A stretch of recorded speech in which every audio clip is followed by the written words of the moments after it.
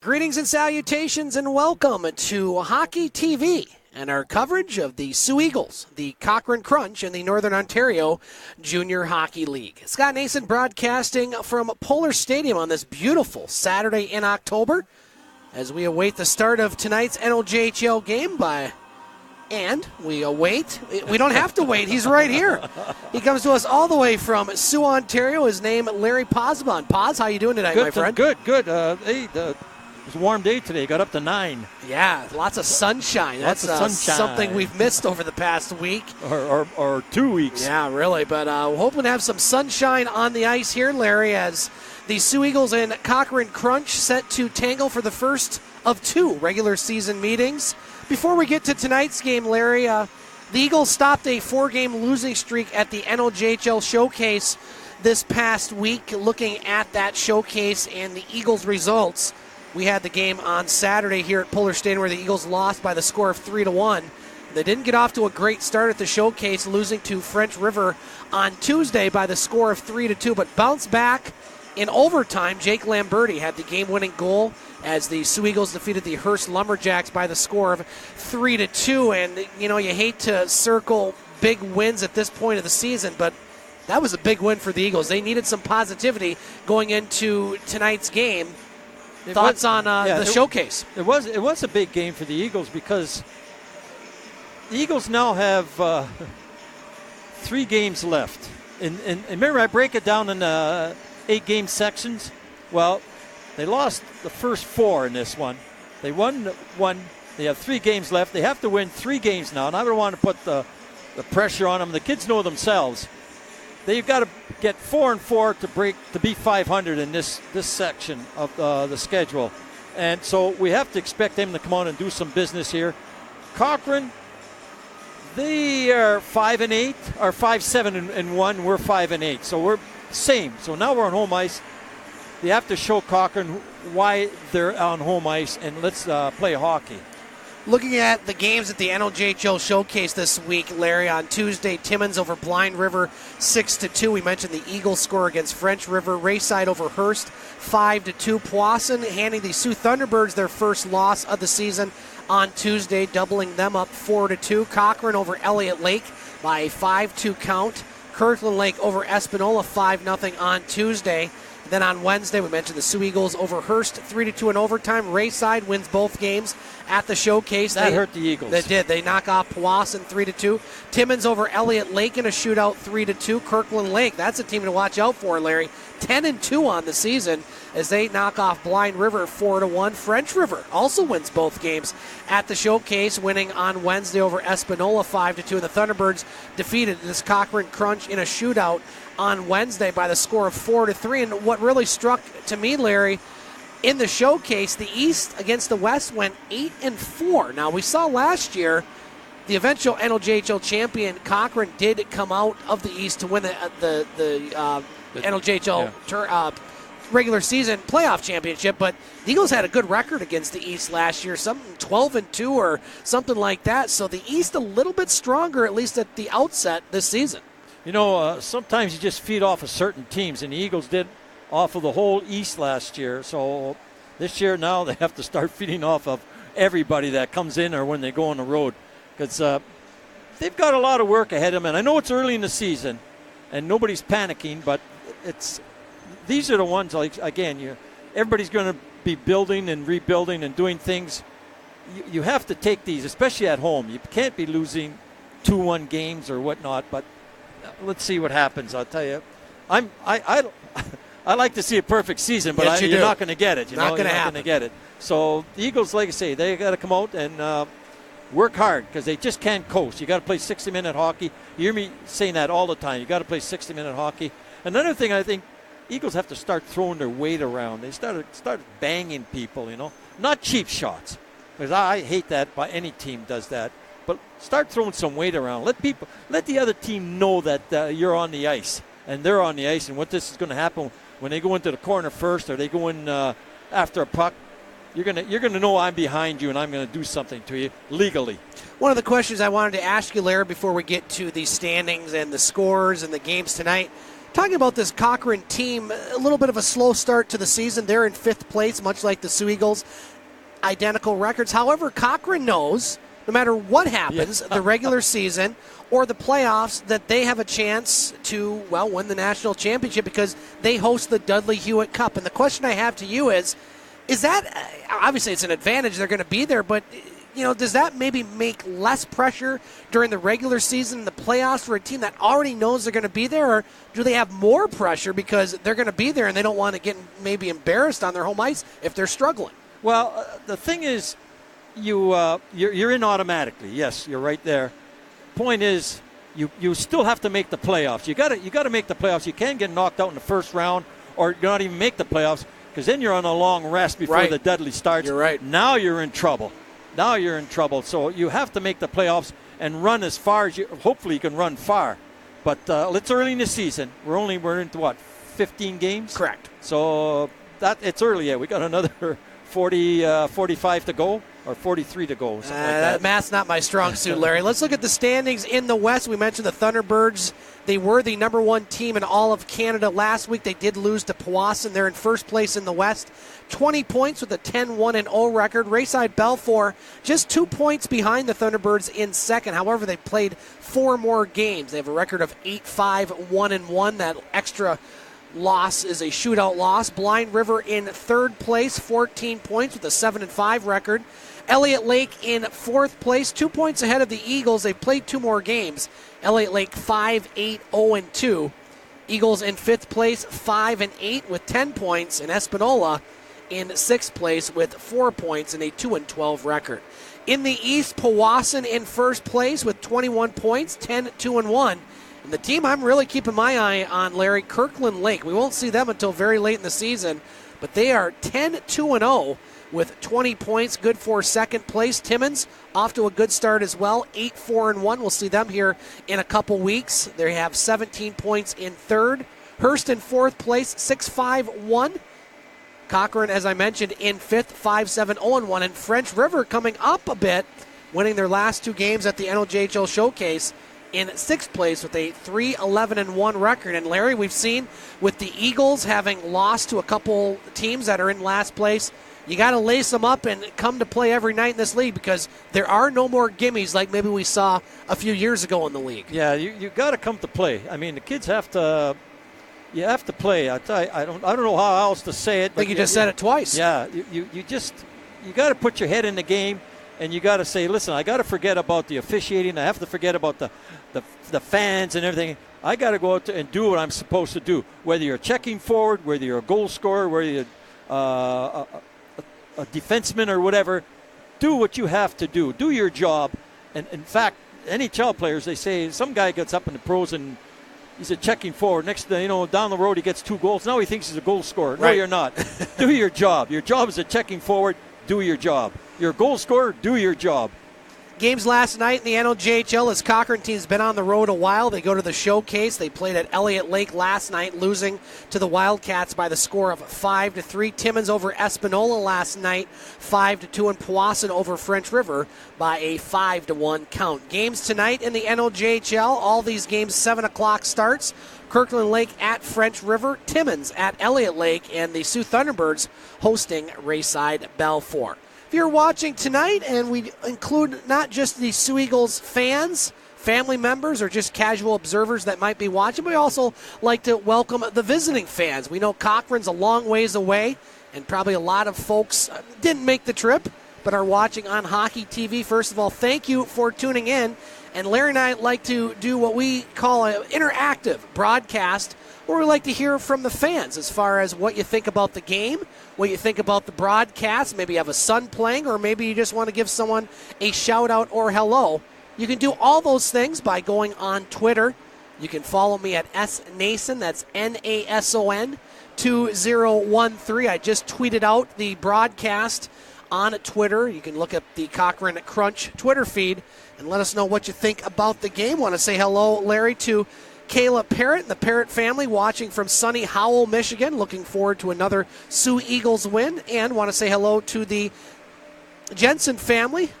Mr. Jensen watching back home, and Riley's mom watching in the stands tonight. So we had a lot of Twitter activity last Saturday, Larry. Just another thing you want to tell the Cochrane Crunch fans, we're going to mispronounce names here, so help us out. Yeah, absolutely. If we happen to get a name or two wrong, just let us know. Tweet us. I know the Cochrane Crunch has a good Twitter feed that's rather active, so let us know if we're maybe messing. I know it's impossible to think that we could do that, Larry, but you're right. It happens. Looking at the scratches tonight, first of all, for the visiting Crunch, not in the lineup tonight, number 14, Christopher Carr-Anshaw. Number 62.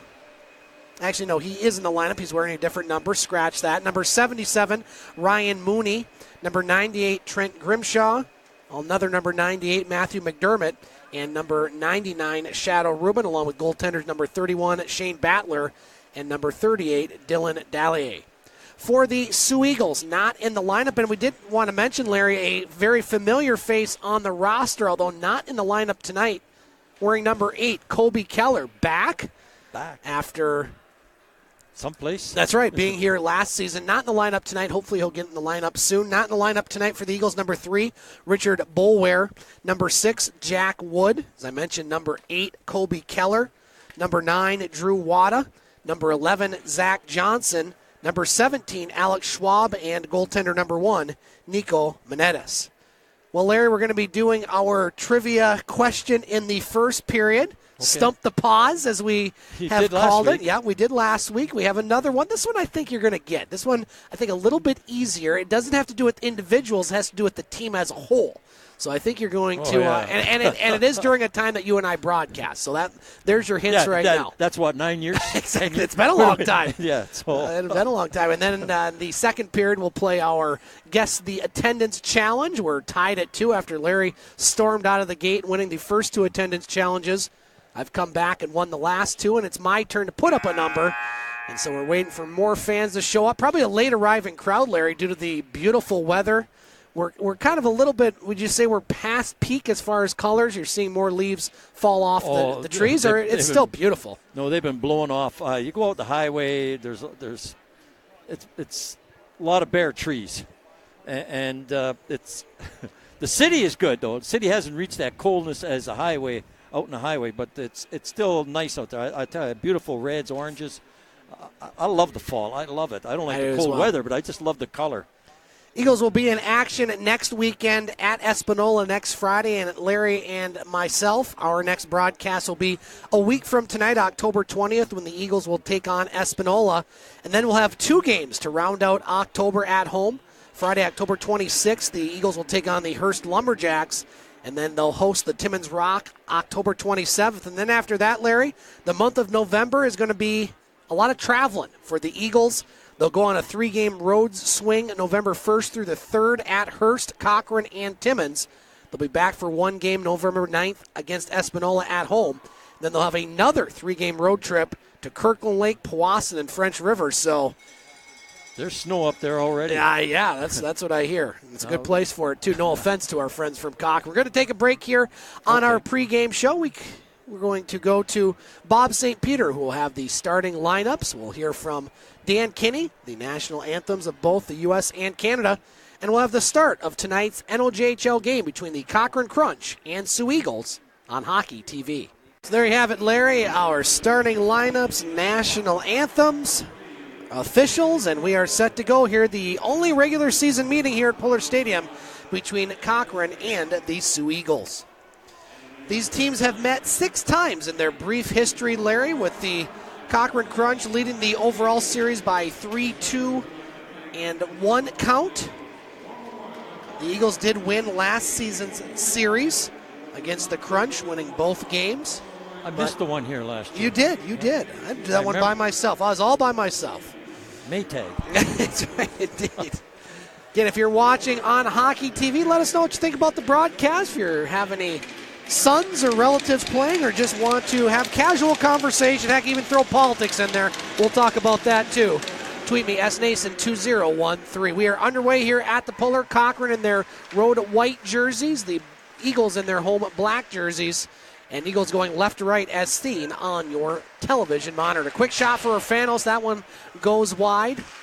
Lamberti out there. He scored the game-winning goal in Sudbury on Wednesday against Hearst to lift the Eagles to victory. I want to say hello to the Lamberti family if they're watching back in Arizona, sunny Arizona. You sure? I think so. We'll find out if they tweet. Now, Larry, I'm going to throw the trivia question out on the next break. And I'm going to say it has to do with the 2010-2011 season. Okay. More specifically, the playoff season. We'll talk about it here coming up. Now face off. Shot back into the Cochrane end. Cope, number 8, Stephen Cope, plays it over to the far boards. Can't clear it. Shire with the shot deflected there by Wood. Caleb Wood, number 12 for the Eagles. Now Buckle on the far boards. Cochrane trying to clear the zone. They can't. Blair keeps it in. Now Cope behind his own net. Plays it on the near side to Talifer, excuse me. Eagles have it at center ice. Caleb Wood, Eagles just 1-3 on home ice this year. It's something they definitely want to improve on. Now bouncing puck goes right to Zach Wixon, the Cochrane Crunch netminder. So, Larry, my trivia question tonight, this is Stump the Pause. Okay. Feel free to play at home on Twitter, SNason2013. The 2010-2011 season saw the Soo Eagles win the NOJHL championship. My question to you is, who are the 3 opponents that they beat in the playoffs to get to the Dudley Hewitt Cup? And for a bonus, what were the series? How many games did it take in each series? Well, let's think about that for a while. We'll get back to you in a while. Now puck behind the net. Parrott gets hit hard behind the net. I don't know if that was Paul Terrio. I think that was Bruno's, one of his first seasons. It was, because they had Jake Patterson that year, and I remember they brought him up. So I think that might have been Bruno's first year behind the bench. Now puck at center ice. Jensen, he'll shoot it back into the Cochrane end. Redmond chases it for the Crunch. Now Quinn plays over to Praisner. Puck over at the far boards, picked up by Emmanuel. Now Redmond, number 62 for the Crunch, Taylor Redmond. Still has the puck. Cochrane's been on the road a lot this week. They'll be at the Thunderbirds tomorrow as well. A lot of games. Eagles had a stretch like that, I think, a couple of years ago, Larry, where they had the 2 games at the Showcase, and then they go up north for 3. You're right, yes. So Cochrane's getting that treatment this year. So we'll see if they're the more tired team. Eagles haven't played since Wednesday. Now a chance in front. The puck goes off, too. Just wide, and the net goes off the moorings. We'll have a whistle in the Eagles zone. Big save there, too, by Bandito. 17:40 to play in this opening period. No score. Small crowd so far, but we've seen on Saturday nights, Larry, sometimes takes a while for the fans to get in. There's still a big-time college football game that we're keeping an eye on, Michigan State and Penn State. It looks like Penn State's going to hang on to win that one. They're up 3. Michigan plays tonight as well, and the Lakers are in town, so lots going on here in the Sioux. Morich with the puck for the Eagles. Now Morich, center ice. Lamberti gets knocked down. He'll shoot it in. Wixon, he's a big boy back there, Larry. Tall goaltender there, all about 6'6", I think. Now Urfanos with it. His shot, saved there, Wixon. Rebound goes over to the far boards. Morich picked up by Lamberti. Now Lamberti with it. Puck in front. Back to Brown. He fires. Didn't get a whole lot on it. And Wixon will make the save and hold on. Again, if you're watching tonight, let us know. Tweet us on Twitter, SNason2013. Want to say hello to Carla and Tom Blair, pairs of Brendan Blair watching tonight. Again, hello to the Parrott family, along with the Jensen family and the Lamberti family and Lannings watching from rainy Arizona. How about that? We got the sun for once. Don't have the warm temperatures. Now a quick shot. That one deflects into the netting and goes out of play. We've got a couple of sponsors here tonight. Subway, Mark's Tire, Hank's Body Shop, and Smith Sanitation. No, Hank's Body Shop, that's a painting place. It's not to go and build your body up for the girls. Yes. Glad you added that little segment there at the end for the girls. Not for yourself or to be healthy, but for the girls. Yeah. Now chance in front, puck loose, as Wixon had to be careful with that one as he makes the save. Shots 3-1 Eagles so far. Now, we've only been, about 4 minutes in the game here, and the Eagles have been throwing a little bit of weight around, which is good. I'm glad to see it. They must have heard our pregame show. Face off to the right of Zach Wixon. Quinn takes the draw for the Eagles. One there by Busey. Now at center ice, Quinn hits his own player at the blue line, Jensen. That one hits the linesman, goes right back to center ice. Talifer across the blue line, his shot. Benedetto will juggle it for a moment, but he'll make the save, and he'll hang on. Thank the linesman for that breakout. 16:32 to play in the first period, yeah. No score. Laker hockey team, Lake Superior State University, in action tonight at home. Exhibition against Nipissing. Now, where in the heck is that, Larry? Nipissing. Oh, that's North Bay. Okay. There's Lake Nipissing, and there's that can't be. Well, it's a Canadian university, yeah. So yeah. Now we're going to have an offside and another face-off. A glove pass, they're calling right here. Lakers won the game last night 3-1. They had a shutout until 1.2 seconds left in the game, Larry. Oh. Right now they... What they win 2 in a row down in Mankato? Yep. Oh. No, not Mankato. Merrimack. Merrimack, yep. Excuse me. It's off to a much better start than we've seen over the past few years. Now here's Moraski across the blue line for the crunch shot and a save there. And we've had a lot of whistles here early, Larry. That's another big save because he shot between the defenseman's legs, and Benedetto, he was down on it, and good save. He came out. That's what helped him a lot there. He came out and cut down the angle and come right out of the blue. Caleb Dolman to take the draw for the crunch. Ryan Dax for the Eagles. Eagles win the faceoff. They'll shoot it to center ice. Chased down by Height. Now Moraski. Nice pass to center ice. Stos. And that one's going to be offside. And so pretty much a slow start to this one, Larry. Lots of whistles early. Yeah. Is it dark in here or is it me? That's, I don't know. It seems dull down below. I don't know. I think it's, yeah. I think it is you. Oh, Rob's saying, yeah, it's dull and dark in here. Look behind you there, Larry. The very talented and beautiful Shelby Fox. 3, please. Bad. We haven't seen her up here yet this year. Are you buying beers? Is that what No. Chuck-a-Pucks. Oh. Chuck-a-Pucks. Come on now. I don't drink during a broadcast. That can never end well. Now Brown keeps it in for the Eagles. I've yet to win Chuck-a-Puck tonight, Larry. Or this year, I should say. Yeah. What's wrong with you? Now we have Rob next whistle. door to me won. Yeah, Rob won. One of the boys across both of them now. Just one's here tonight. Eyeing up one of those jackets they got down there.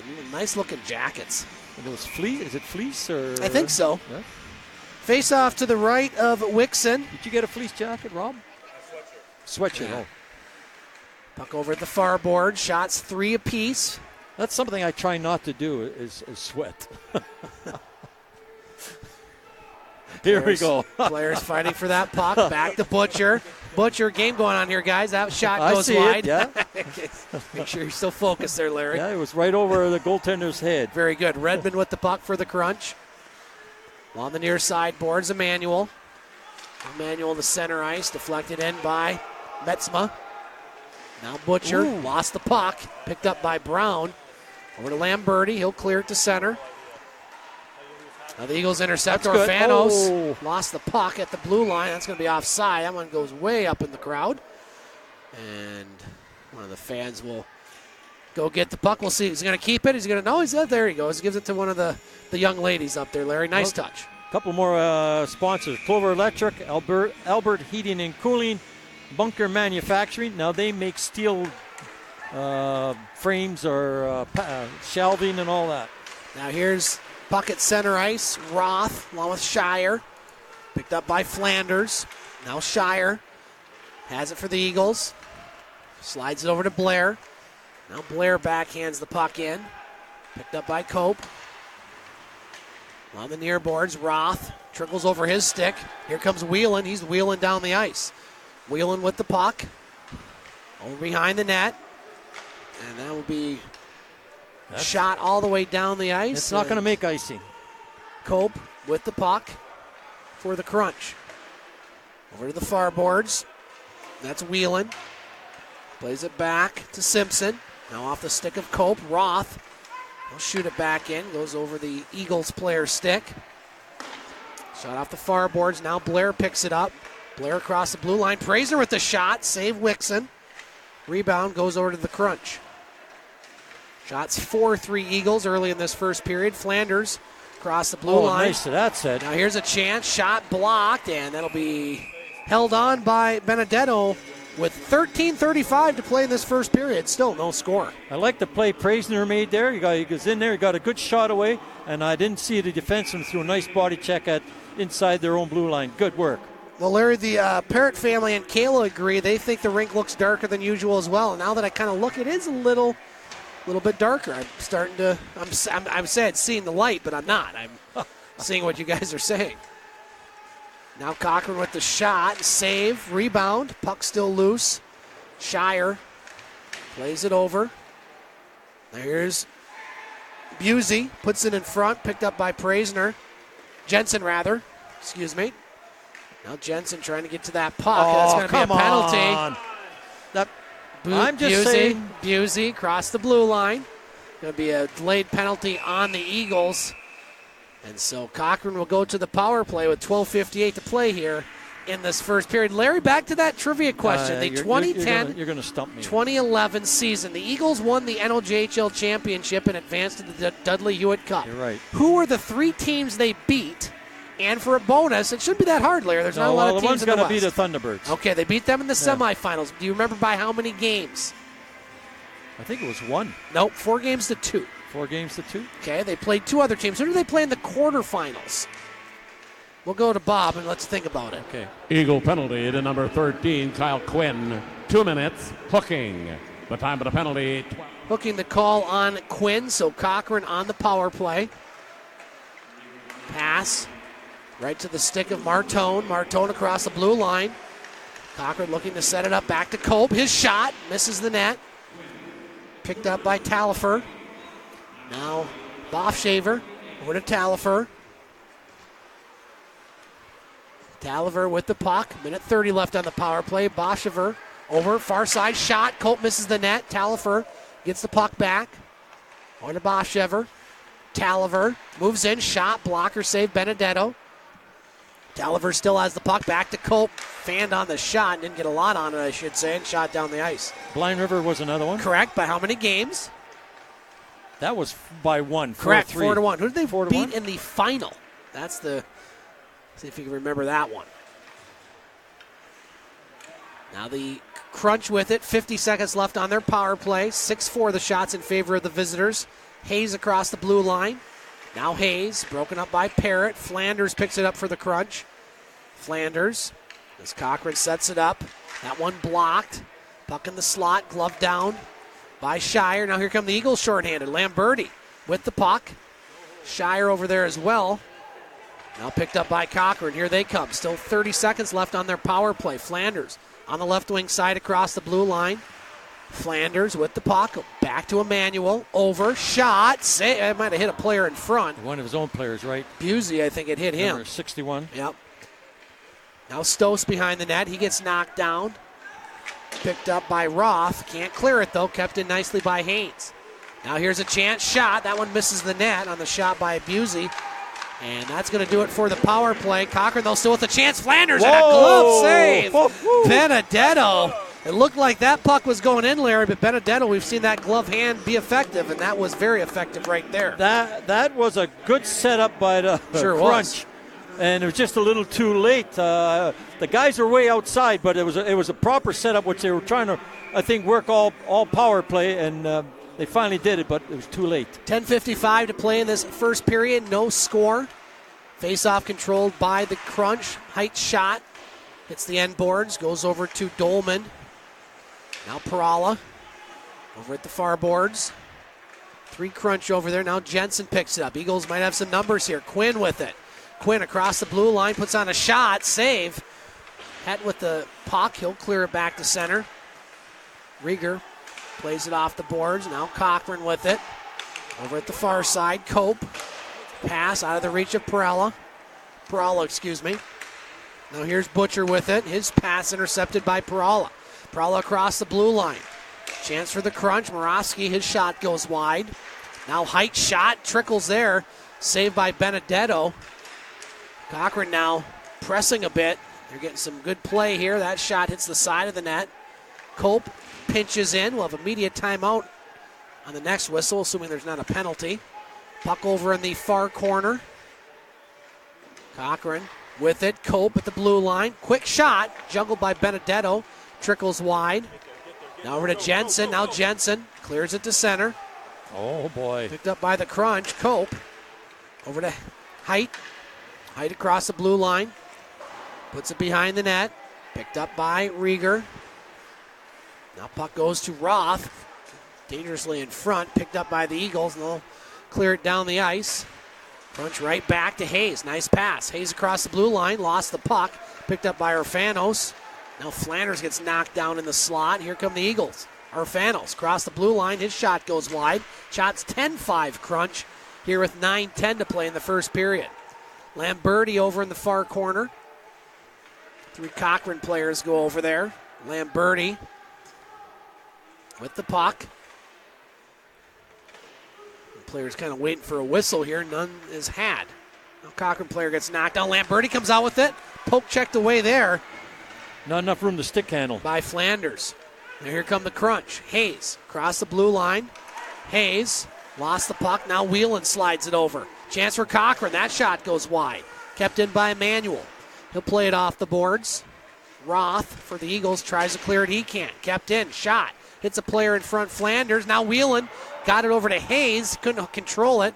That shot goes wide. Boy, the Eagles need a whistle right here, Larry. Redmond at the point. Redmond with the shot. Deflects wide. Eagles come up with it. Blair gets it up to Orfanos. Now Orfanos, as Cochrane now will take the puck in their own end. 8 minutes to play here in this first period. We've gone about 3-4 minutes without a whistle. Here come the Eagles. Wood, Caleb Wood, plays it off the boards to himself. Now Wood looking for help. Cochrane got it for a moment, now kept in by Shire. Crunch with it, Emmanuel. Along the near boards. Now rink wide pass intercepted by Wood. He fires, and a save up high by the goaltender Zach Wixon. We'll have immediate timeout, Larry, with 7:46 to play in this first period. Still no score. So, Larry, do you have an answer as far as who the Eagles won to win the NOJHL championship in 2010-2011? No, I'm getting stumped on that. I got 2 out of 3. It ain't bad. Isn't that what Meatloaf says? That's true. So no guess. Well, I'm just trying to, going back 8 years, 9 years to that. Teams have changed. No, I'd be just throwing out names, that's all. Go ahead. Sudbury. You know what? So we stumped the pause again. Okay, I got one for everybody out there. Now, we had 110 millimeters of rain in the Soo in the last 3 days. Okay. How much that is in inches? 110 millimeters. I would say that's about 1.8 inches. Wrong. Okay. That's just a guess. Okay. Now, that the folks home, too. Let's see who wants that's just not for you. I need to find that millimeter to... You know us, we're not about that metric system over here. I gotta get ahead somehow yes, here. Back to hockey, Larry, as the Crunch have it at center ice, across the blue line. Parrott, bad pass, intercepted. Talafer's shot, misses the net. Eagles got to limit those turnovers that cost them against Blind River. Now they might have some numbers here. Across the blue line, Strauss and Shire. Caleb Wood over there as well. Now Strauss, back to Shire's shot, up high, save, rebound, still loose. And Wixon makes the save, and when you have a big guy like that, Larry, sometimes it's hard to find those open spots. Yeah, he come out, and he was down, but he still covers a lot of net. Let's see, we got Fix Your Stick. That's one of our sponsors for tonight. Fix Your Stick. We'll have to tell you a little bit about them. Michigan State wins against Penn State. 21-17. Good things happen when I don't watch the Spartans, Larry. A 25-yard touchdown pass with 19 seconds left. Wow. Didn't see that one coming. Face-off controlled by the Eagles. Puck in their own zone. Butcher Clears that one down the ice. And that's going to be another icing. While we have a moment, Larry, let's look at the NLJHL out-of-town scoreboard. No score in French River between Kirkland Lake and the French River Rapids. No score in Elliott Lake between Timmins and the Wildcats. And no score at the Rhodes between the Thunderbirds and Rayside Balfour. So look at the shots now. They're boom. 10-10 now. So no goals in the NLJHL yet tonight. Something tells me that's going to change. Now the Crunch with it. Martone. Over at the far board. Try to get it to a defenseman now. Eagles clear it. Mahali C. Now Manuel with it. Plays it off the boards. Over to Butcher. Butcher behind the net. Now Butcher. Over to Brown. Back to Butcher. Butcher clears it to center. Now the Eagles come up with it. Brown intercepted there by Martone, but Brown does a good job to poke check it away. Here come the Eagles. Cross the blue line. Praisner tried to get it over. Now intercepted by the Crunch. Taken right back by Praisner. Poke checked away. Clear to center, Jensen. Over to Roth. Roth across the blue line. His shot hits a player in front. Now Praisner can't handle it. Gets it behind the net. Redmond over to Jensen. Now Praisner chases it on the near side. Taken by Emmanuel. Cochrane trying to clear the zone. Muraski will clear it to center ice. Shot right in by Blair. Now Roth. Over to Emmanuel. Cochrane has it at center ice. Here comes Dolman across the blue line. Dolman going to the net. Dolman tried to go to the short side but lost the puck. Now here's a chance for Cochrane again. Dolman back to the point. Quick shot blocked. Here comes Jensen if he can get around Dolman, but rather Simpson. Now Simpson up to Moravsky. Over to Stose with the shot. Hits Roth in front. Cochrane still has the puck. 5 minutes to play in this first period. Still no score. That one's going to be gloved by Moravsky. I thought that was going out of play. Here's Blair with it. Blair plays it off the boards. Now Cope at center ice. Stose across the blue line. Moravsky, his shot hits Stose. And covered up by the Eagles netminder Joseph Benedetto with 4:41 to play here in the first period. Okay, fix your sticks, I was saying. Yeah, so fix your sticks. FIXURSTICK.com. Broken any part of your stick. Shaft, blade, heel, or toe, and even goalie sticks. $35, guaranteed for 30 days. Rob Horn a call, 906-322-3330. Manuel with the puck for the Crunch in his own zone. Wheeling across the blue line. Over to Flanders. Now Flanders behind the net. Cochrane with it. Chance in front. Checked away there by the Eagles player. Now here's Lamberti. Lamberti Orfanos with it. Lamberti across the blue line. Orfanos trying to get to that puck. Emmanuel on him.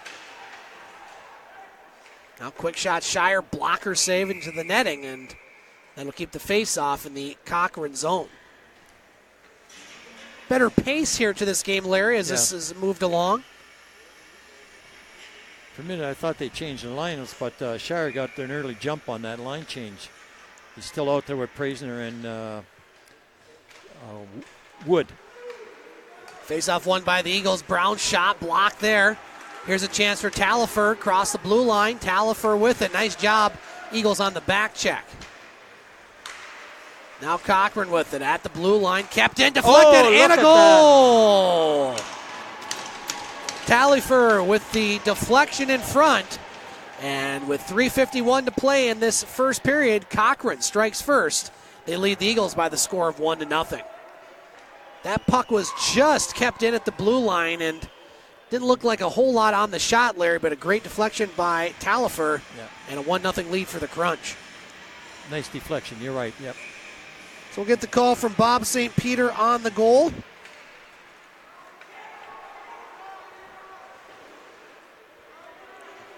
At some point. Maybe still on vacation. Crunch goal scored by number 16, Tristan Talifer. Assist, number 8, Steven Cope, and number 51, 61, Hunter Buzzy.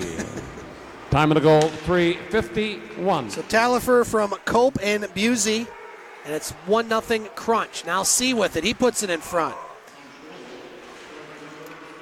Roth with the puck. Slides it over to Blair. Now off the near boards, Cochrane clears it to center. Picked up by Roth.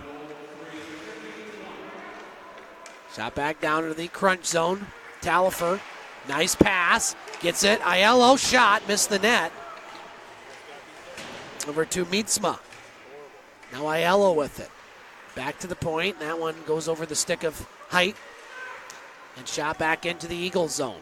Shots 13-10 Crunch here in this first period. They lead 1-0. Now the Eagles with it. Pass to Praisner. Drops it for Quinn. Quinn, shot. Easy save there for Wixon. Now a slapper there. Not much on that shot. Goes back to center ice. Picked up by Emmanuel. Plays it over to Redmond. Eagles pick it up in their own zone. Parrott flips it to center. Emmanuel picks that one up. Crunch with it. 2 minutes to play. Bofsheaver across the blue line. Bofsheaver tried to get it to Perala. Taken away there by Urfanos. And trickling down the ice, Emmanuel will chase it for Cochrane.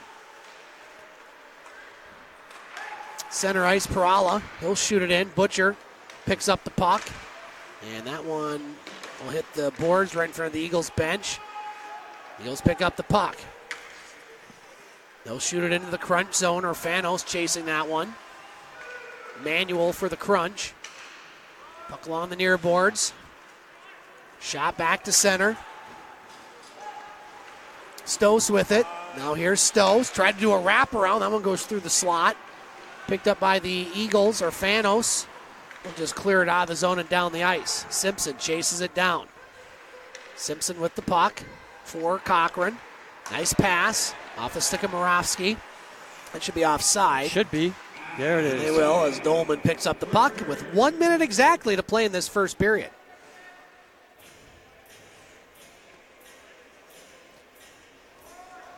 Coming up in the second period, we'll play our attendance challenge. I will put a number out there, and Larry and you at home can play the higher-lower game.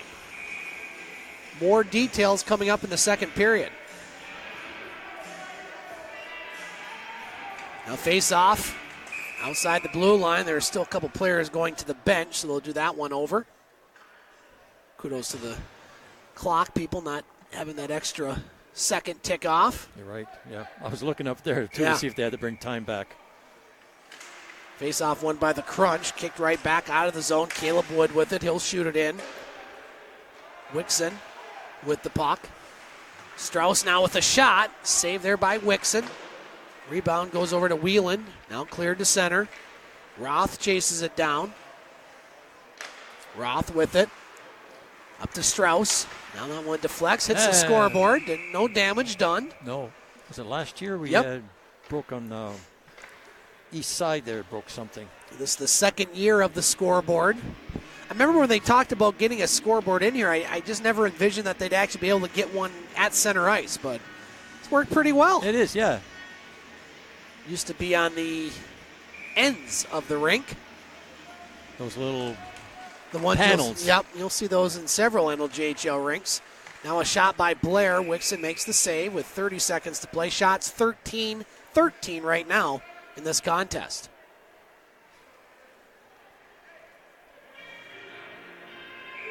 Face off to the right of Wixon. 2-0 Kirkland Lake leads at French River after one period of play. No score after one. Elliott Lake and Timmins and the Thunderbirds have gone up on Rayside 1-0. That one after one period of play.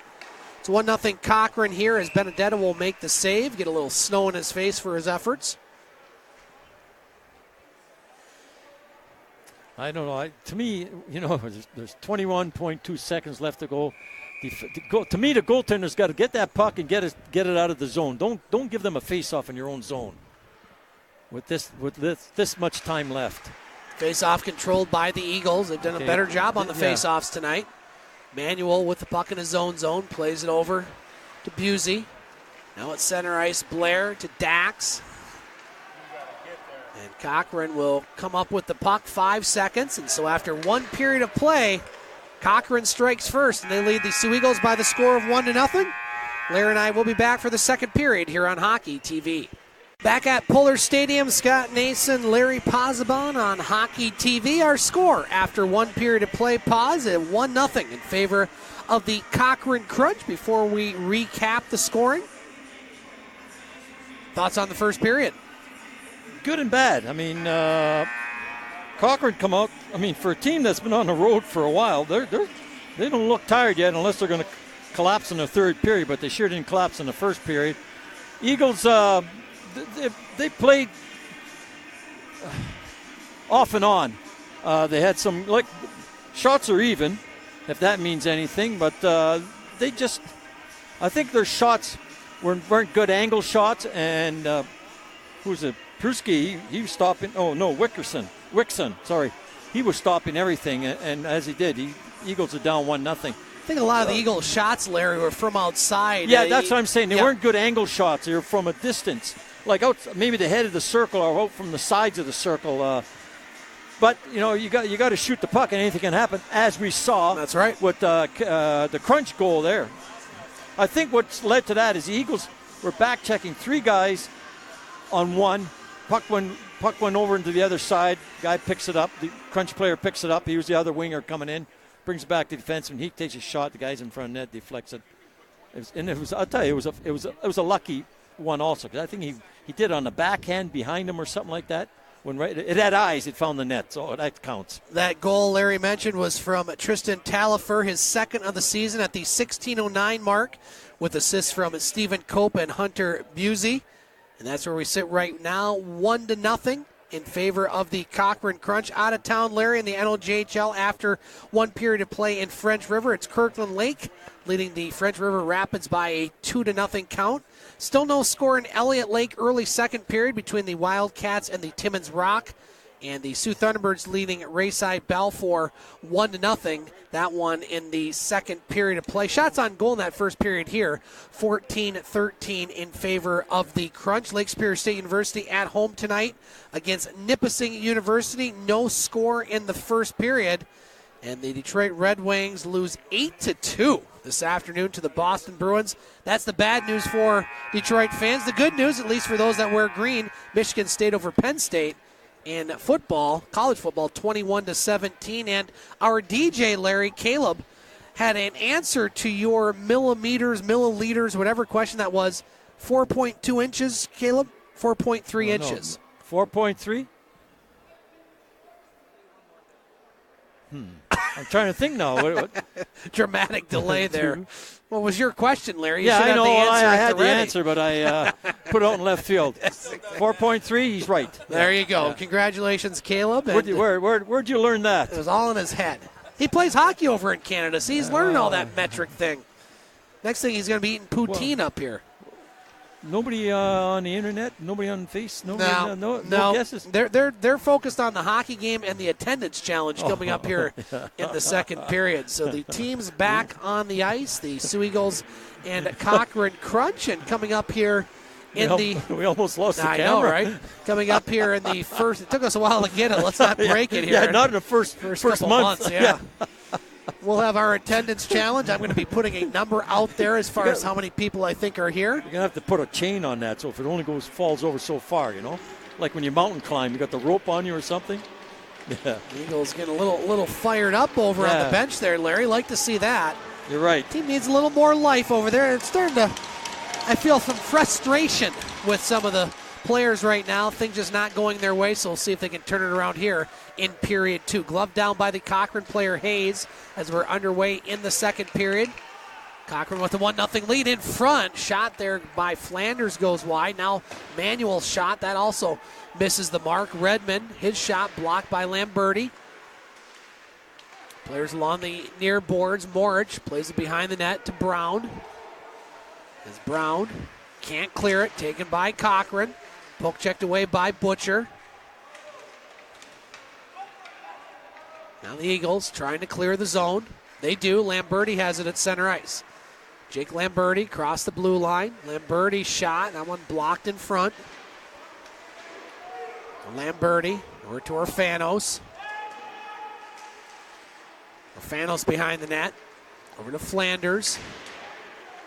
You know, I like the way Orfanos has been playing this year. He's getting better every game, more aggressive in that. Speaking of that, Larry, we have a shout-out to give here on the next whistle. Now Orfanos with a shot. Hits the inside of the post. Almost thought that was in, but I think that hit the inside of the post. Well, now another shot. Let us know back Save. home. And that one's covered up. And we'll have a face-off in the Cochrane zone. That one looked like it was square off the inside of the post, Larry. Those at home, including Stephen Orfanos, can always rewind a feature of Hockey TV and see if that one was in or not. Let us know. Tweet me, Nason at 2013. And want to say hello to Stephen Orfanos. He's watching with his buddies Jeff, Larry, Doug, and Bob. Oh, different or group. wait, I'm sorry, DePoog? How do you pronounce that, Larry? DePoog? Yeah. And Bob. Please say DePoog, not a typo. Okay. He's in Virginia at the Homestead. Lyndon and Catherine are watching in Lake Forest as well. Uncle George, Uncle Tony is watching as well. So thank you, Orfanos family, and the Juke. DePoog. Rewind. Let us know. Exactly. The Eagles almost tied it up. Cleared to center. Stoss with it. Gets it to Dolman. His shot. That one's blocked in front. Now Blair has it. Brendan Blair. Nice pass up to Strauss. Now shot back into the Cochrane end. Blair with it. Along the near boards. Strauss lost the puck. Picked up by the Crunch. Now Height clears it into the Eagle zone. Picked up by Roth. Roth with it at center ice. Across the blue line. Now Roth in the slot. Shot. Blocker save there by Wixon. Now another shot. Caleb Wood. That one misses. Eagles player gets knocked down. That was Shire. Parrott has it. Parrott puts it in front. Strauss had a chance. And so the Eagles, Larry, have come out in the second period. A lot more energy on the bench and a couple good scoring opportunities on the ice. Yes, they have. It looks good on them. Folks, when you're here, you got a chance to win a lot of prizes with the program, with Chuck a Puck, 50-50. That's just the start. Just the start of all the things that you can do and win here at Pullar Stadium. Cochrane can't clear it. Parrott shot. Stick aside by Wixon.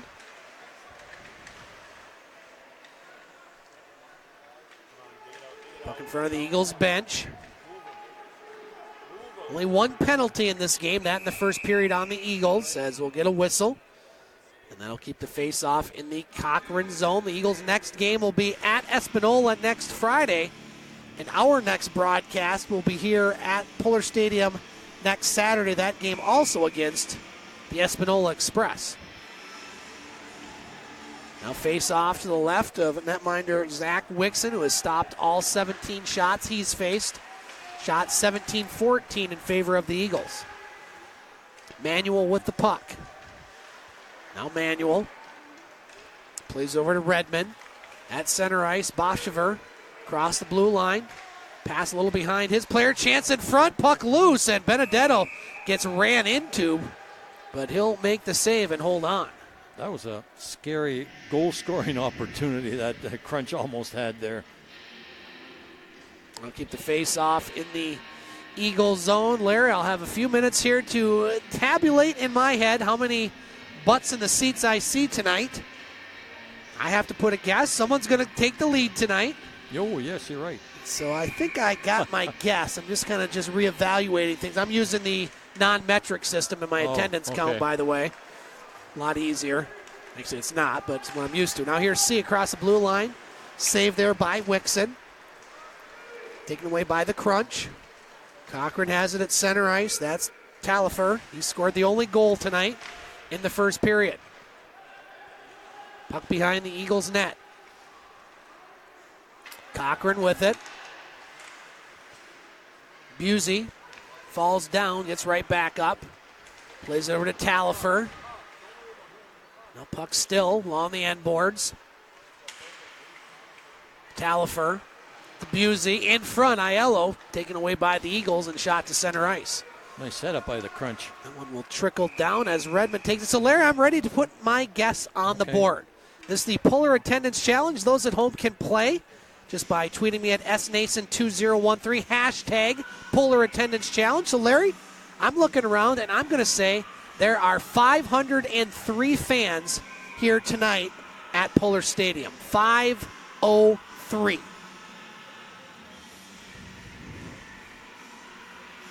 Okay. What do you think of that one? I think it's a good one. All right.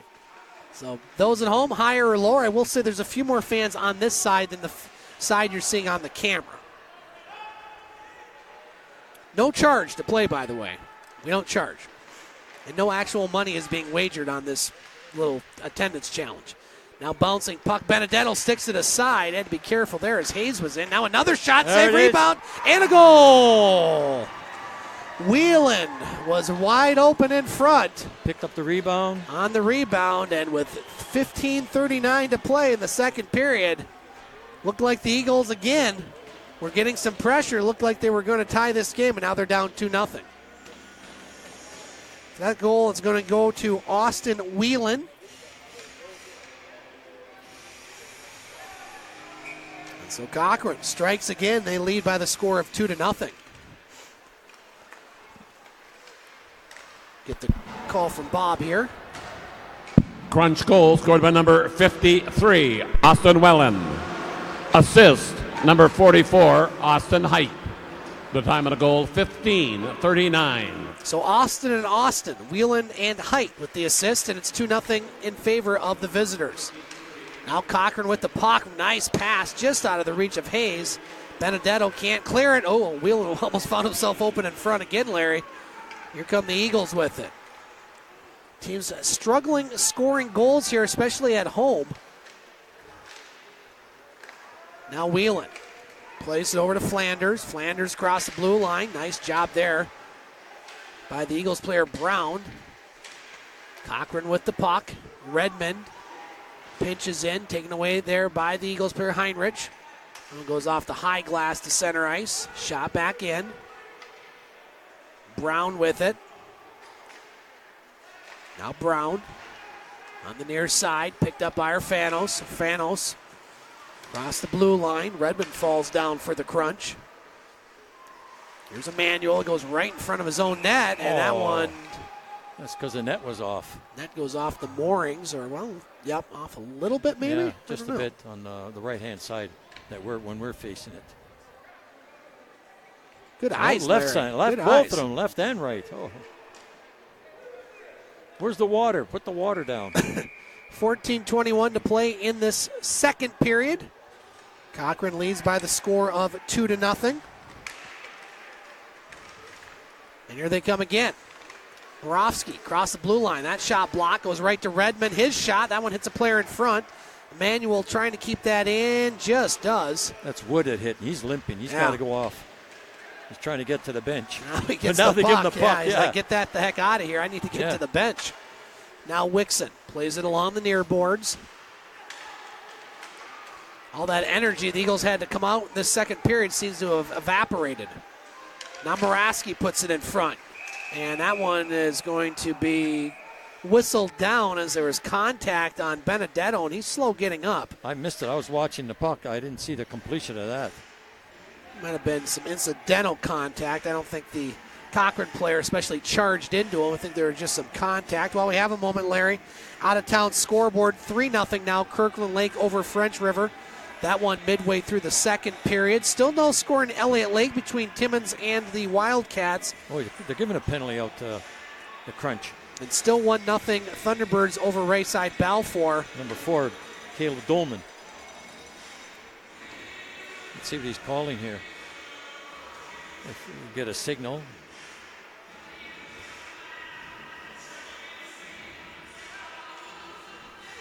Lakers lead 1-0 over Nipissing. Shots 23-4 Lakers in the first period. Wow.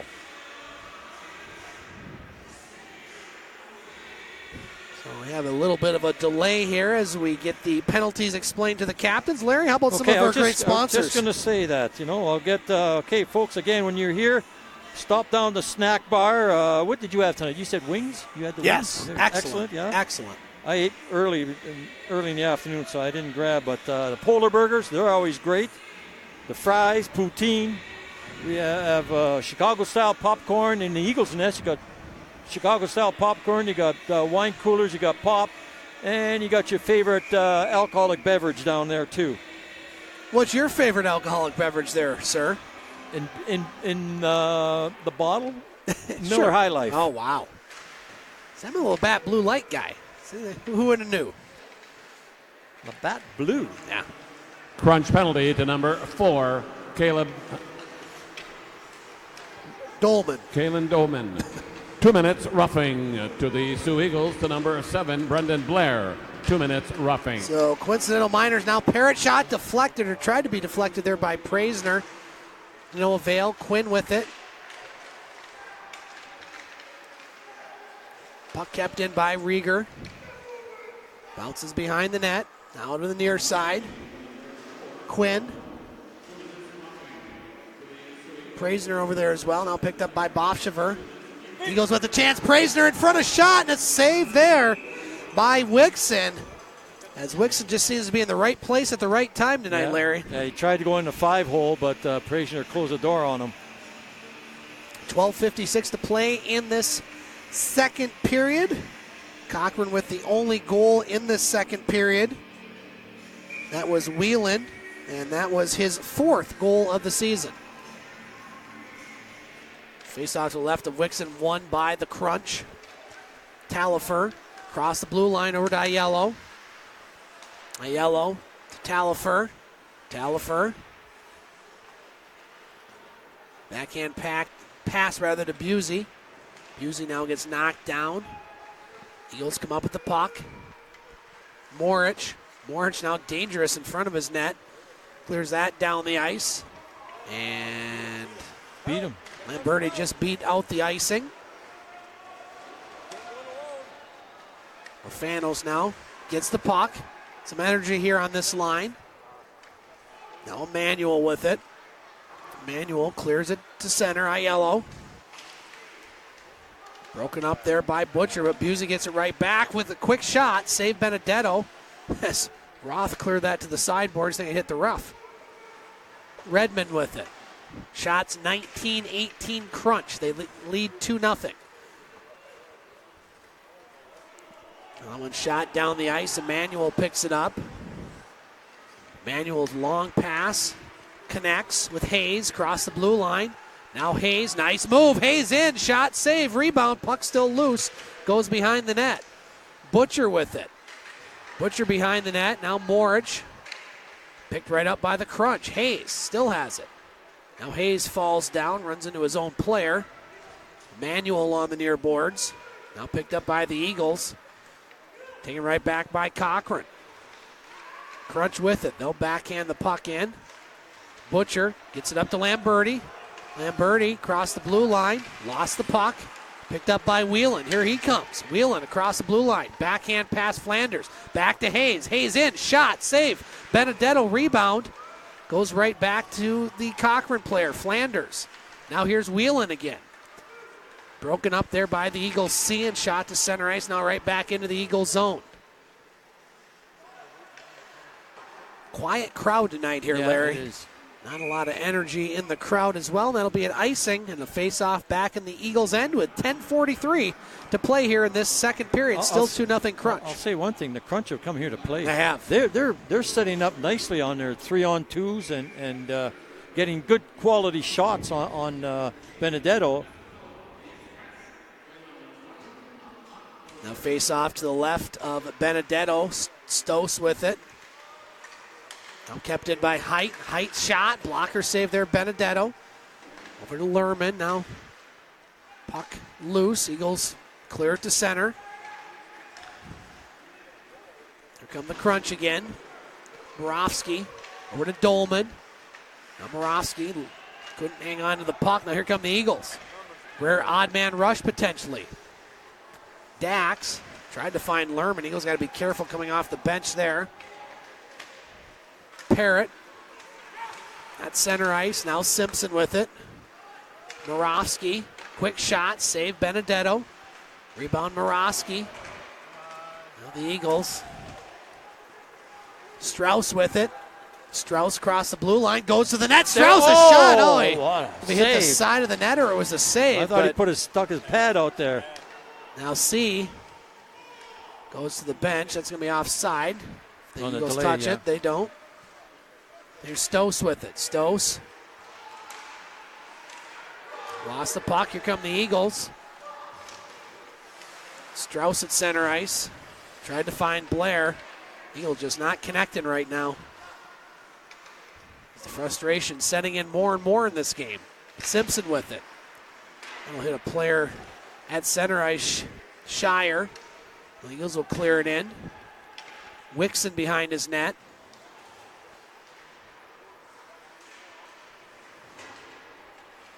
Eagles keep it in. Blair. Now a chance deflected by Shire. That goes wide. Chance in front, puck loose. Shire picks it up, back to the point. Brown puts a shot on and glove down by Wixon, and he'll hold. We should have immediate timeout with 8:51 to play in the second period. Cochrane, you said it, Larry. They've come to play and they lead 2-0. That was a deflected shot, and Wixon picked it up out of the air. I guess they're forgetting about this timeout. Seems to happen often here. He's looking at the clock. He's saying, wait, yeah. There we go. There we go, yeah. So, Larry, tell us about some of our great sponsors of Soo Eagles hockey. We have a flotilla of them. I thought you were going to say multitude. Well, I changed my mind. I wanted to put a big word in there. I like flotilla. It. I like it. We got Leeds Sports Center, Super 8, H&R Block, H&H Auto Sound, and Safe Light Auto Glass. Keisner Construction, you know what they do? Build stuff. Well, build houses. Well, yeah, but they're specifically build the wall. Roofers. Oh, okay. Maybe we could get them to build the wall. You'd have to get all that lumber from Canada, because I'll tell you, there's nothing in the United States now. What a disaster going on. We talking about the hurricane there? Oh, the hurricane. Yeah. Yes.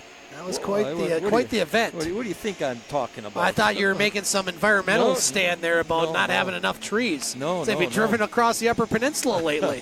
We got tons of them. We have them too, yes. 8:51 to play in this second period. 2-0. They want those big ones out of BC, those Douglas fir. Where those are.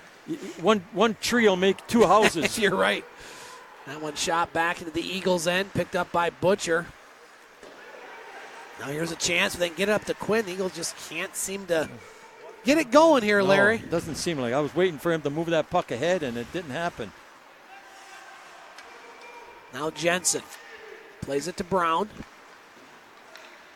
Up ice. He'll just seem flat right now. Aiello, pass it. Knocked down there is Talafer. Maybe that can get the Eagles going. A little physical play. Here's Brown with it across the blue line. Brown shot, gloved by Wixon, and he'll hold. Shots 22 apiece. But I'd say the Crunch have had the higher quality of the shots. Yeah, they have. I'll agree with you on that one. Okay, a couple more sponsors here while we... L&M Homes, what do they do? Make homes. Modular homes. Okay. Derek's Barbershop, what does he do? Cut hair. Okay, we got you. Okay. State Farm Pizza Hut and the Wicked Sister. I know what Wicked Sister, a great place. Yeah, you broadcast that there in your talk show. I'm going to talk about that. I have a commercial of my own coming up. Now the Crunch with it, 2-on-1. Flanders, he's got Hayes over there. Shot, save on the short side. Rebound goes to Flanders. Now back to the point. That puck still loose. Kept in by Cope. Now Cope moves in. Shot. That one missed the net. Goes over to Flanders. Get the feeling, Larry, the Eagles really can't give up the next goal. No. The way they've had trouble scoring goals lately.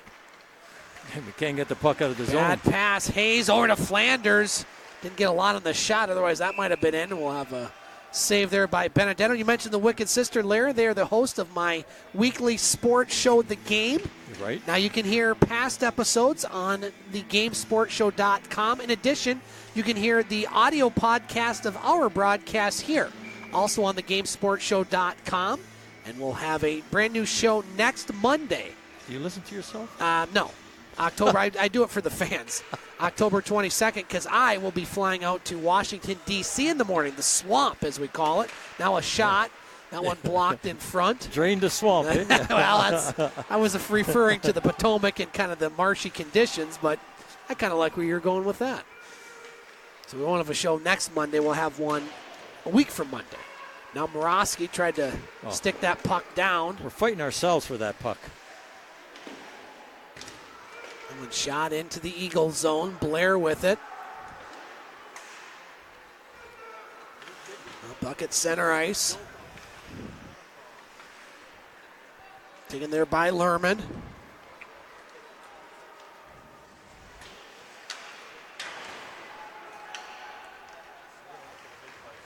Now here's Cochrane with it at center ice. Dolman across the blue line. Picked up at center ice by Strauss. Now here come the Eagles, 3-on-1. Strauss with it, waits. Waited too long. Play. Yeah, great defensive play there by the Cochrane player, Cope. Now here's Strauss with it, a shot, missed the net. Eagles are going to be on the power play here as delayed call. Now Butcher's pass just out of the reach of Wood. Now Shire over to Wood. Net is empty. Butcher at the blue line. Over to Quinn. Now Quinn to Strauss, try to put it in front, goes right to Morosky, and there's a broken stick, Larry. Nobody. Oh, yeah, he's got his arrow. Wait, now there might be 2 calls on that one. That was Shire. Fix your stick.com. Yeah. So Larry. Oh, he says I didn't see it. Okay, must have worked. You got a call, Bo. So Larry, any thoughts to the attendance challenge yet? Or are you still? I'm still 503. That's a good one, you know. Okay. I want to. I don't know what to say there. The higher or lower. I want to. You know. We do have one Twitter response. Did anybody respond to that? If they were finals? No. Wasn't a good question. Oh, Caleb did. He got her.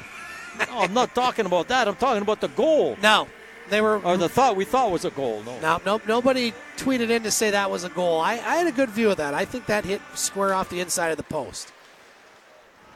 Lead to number 44, Austin Height. 2 minutes slashing. So slashing the call on Height. Eagles on their first power play. Come on, put himself offside. Offside the call. Come on. Made the face off outside the blue line. No, we're. Wasn't this a 1970s movie? Falling over the boards. With Paul Newman? Slap shot here? We're doing some slap shot? We can't do many quotes off a slap shot, unfortunately. Now here's Quinn with the puck. Eagles still on the power play, minute 35. Chance for Praser, and a goal!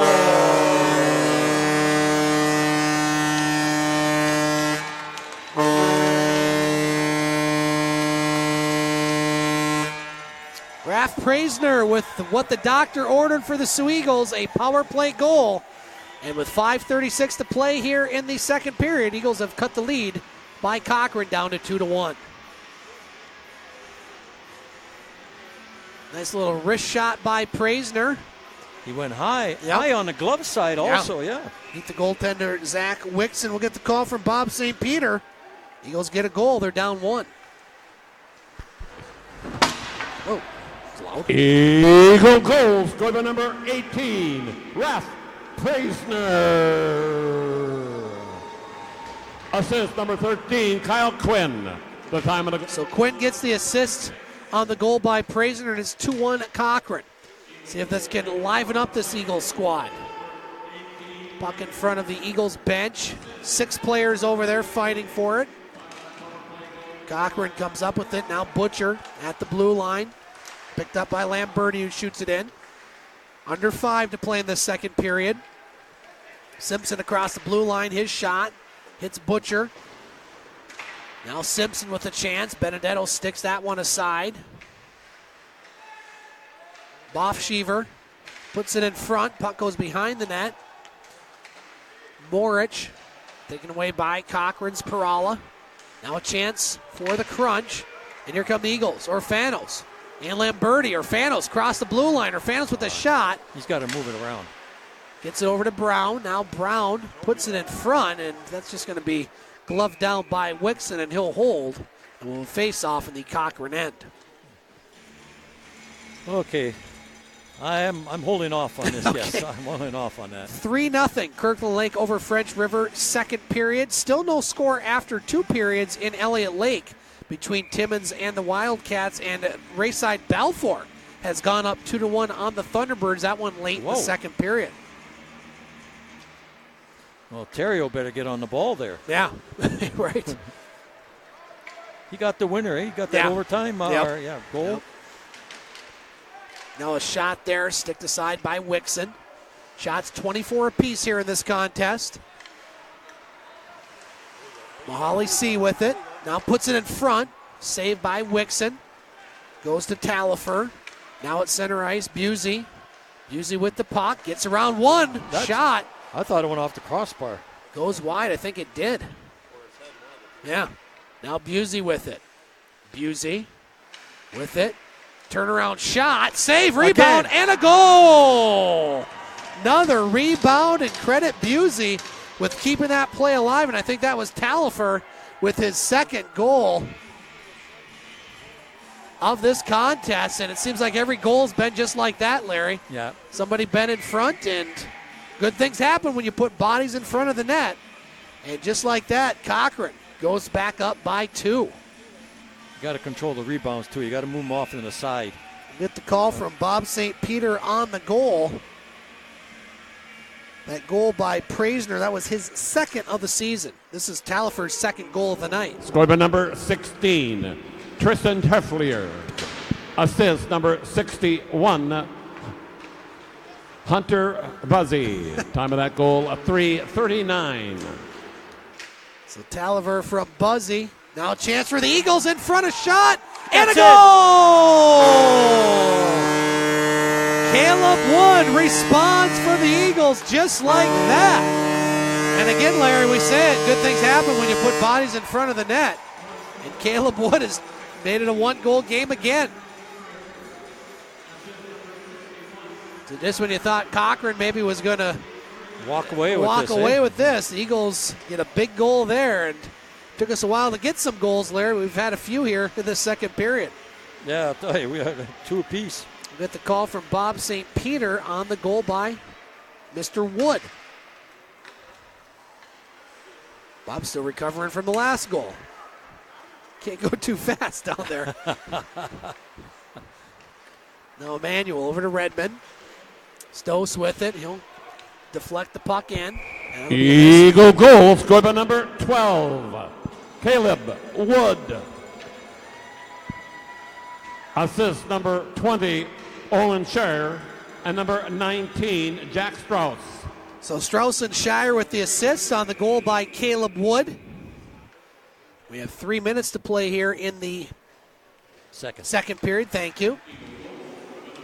Face off, won by the Eagles. Quinn, that shot, toe save there by Wixon. Now Quinn with another shot, save again Wixon. Jensen with the puck. Eagles coming to life again. Now Cochrane. Good Can't run. clear the zone. Brown over there. He's played a solid second period. That one goes high into the air, and that should be icing. As that'll bring the face-off back in the Cochrane zone. And again, you think maybe fatigue potentially setting into the third period. We haven't seen it from Cochrane yet, but they have played a lot of games here this week. This is their 4th game in 5 nights, Larry. If you go back to Wednesday or Tuesday, Wednesday, Friday, tomorrow will be their 5th and 6th, which is absolutely ridiculous. It is, yeah. Well, it's a lot of hockey. Yeah. But the Eagles have been on that side of this before, so sometimes that's just how the schedule falls. Now Jensen puts it behind the net. Cochrane comes up with it. Crunch with the puck at center ice. Dolman across the blue line. Broken up by the Eagles player. Now Shot back to center. Eagles, Cochrane defenseman falls down. Here's Praisner. Over. Quinn. Jensen shot. Put Save. something Rebound. on it. Hits the side of the net. As Jensen didn't quite get a whole lot on that shot. And so. You got to put something on it, yeah. 1:57 to play here in the second period. The Eagles have definitely come to life here in the second period, Larry. They trail by 1. So, Larry, do you have a higher or lower on the 5:03? I said lower. All right. Well, you and the Parrott family both say lower, so I'm on an island all by myself. If you were on an island by yourself, Larry, and you had one song that you could listen to and keep, what would it be? Dead silence. One song. Just one song. That's it. You had one song. That's all you could ever listen to. Yeah. Just thought I'd throw that out there. Martone with a shot. Glove save by Benedetto. Mine would be Dancing Queen by ABBA. No, I wouldn't want that one. That's for sure. You can have that one. Dancing Queen. That's a great song. It's a great pop song. What do you mean? Give me a Chuck Berry one. Well, there you go. Johnny Be Good. Well, I'm not 90 years old, Larry. So. Well, no. Well, you're the karaoke. You're the DJ. All those songs, you pick Dancing Queen? That's right. It would make me happy every day, despite my life being in solitude. Face off to the right of Benedetto. Uh-oh. Here's a chance for Cochrane in front. Now puck goes back to Emmanuel. Bouncing along the end board, and that's going to be a penalty there on the Eagles player. That could be more than 2. Now an Eagles player gets knocked down. Here we go. Now this is going to get people a little fired up, as now a lot of cross-check there by the Eagles player. There's some players really battling there. No linesman to break that one up. They're still going. And that's number 16 for the Eagles. That's Roth. Yeah. And they're really having a battle. He jumps in from behind, the third man in. So we're going to have all sorts of penalties and commotion here as Roth really jawing at the Cochrane bench. And that was number 24, the captain, Justin Bolfscher. And so we're going to have lots of penalties here, and this has definitely spiced it up a bit. Yeah. Now Bob's really going to have to work. Yeah. And Ken down there. Oh, boy. And Ken's working down there all right tonight. He's got an assistant down there. Yes, he does. I think he's running a work training program down there. Every year it seems to be a new employee. That used to be your job. That's right. Yeah, exactly. Get those people working. That's right. Well, let's see here, Larry. We're definitely, the first penalty was going to go on the Eagles. Checking from behind or boarding. Then it looked like a Cochrane player boarded an Eagles player. You're right, yes. And then after that, it's who knows. Yeah, it's like spaghetti. Right. Bodies and arms and punches going all over the place. So we'll see what the officials call here. Nothing real clear cut on this exchange, Larry. So go ahead. You got some time for some commercials. Okay, yes. Again, we're Eagles Nest, we said that one. 50-50 tickets in the lobby. Chuck-a-Puck. Chuck-a-Puck's coming up pretty soon, and you're looking for a jersey or whatever they have, or 2 free tickets. Just $1, Chuck-a-Puck.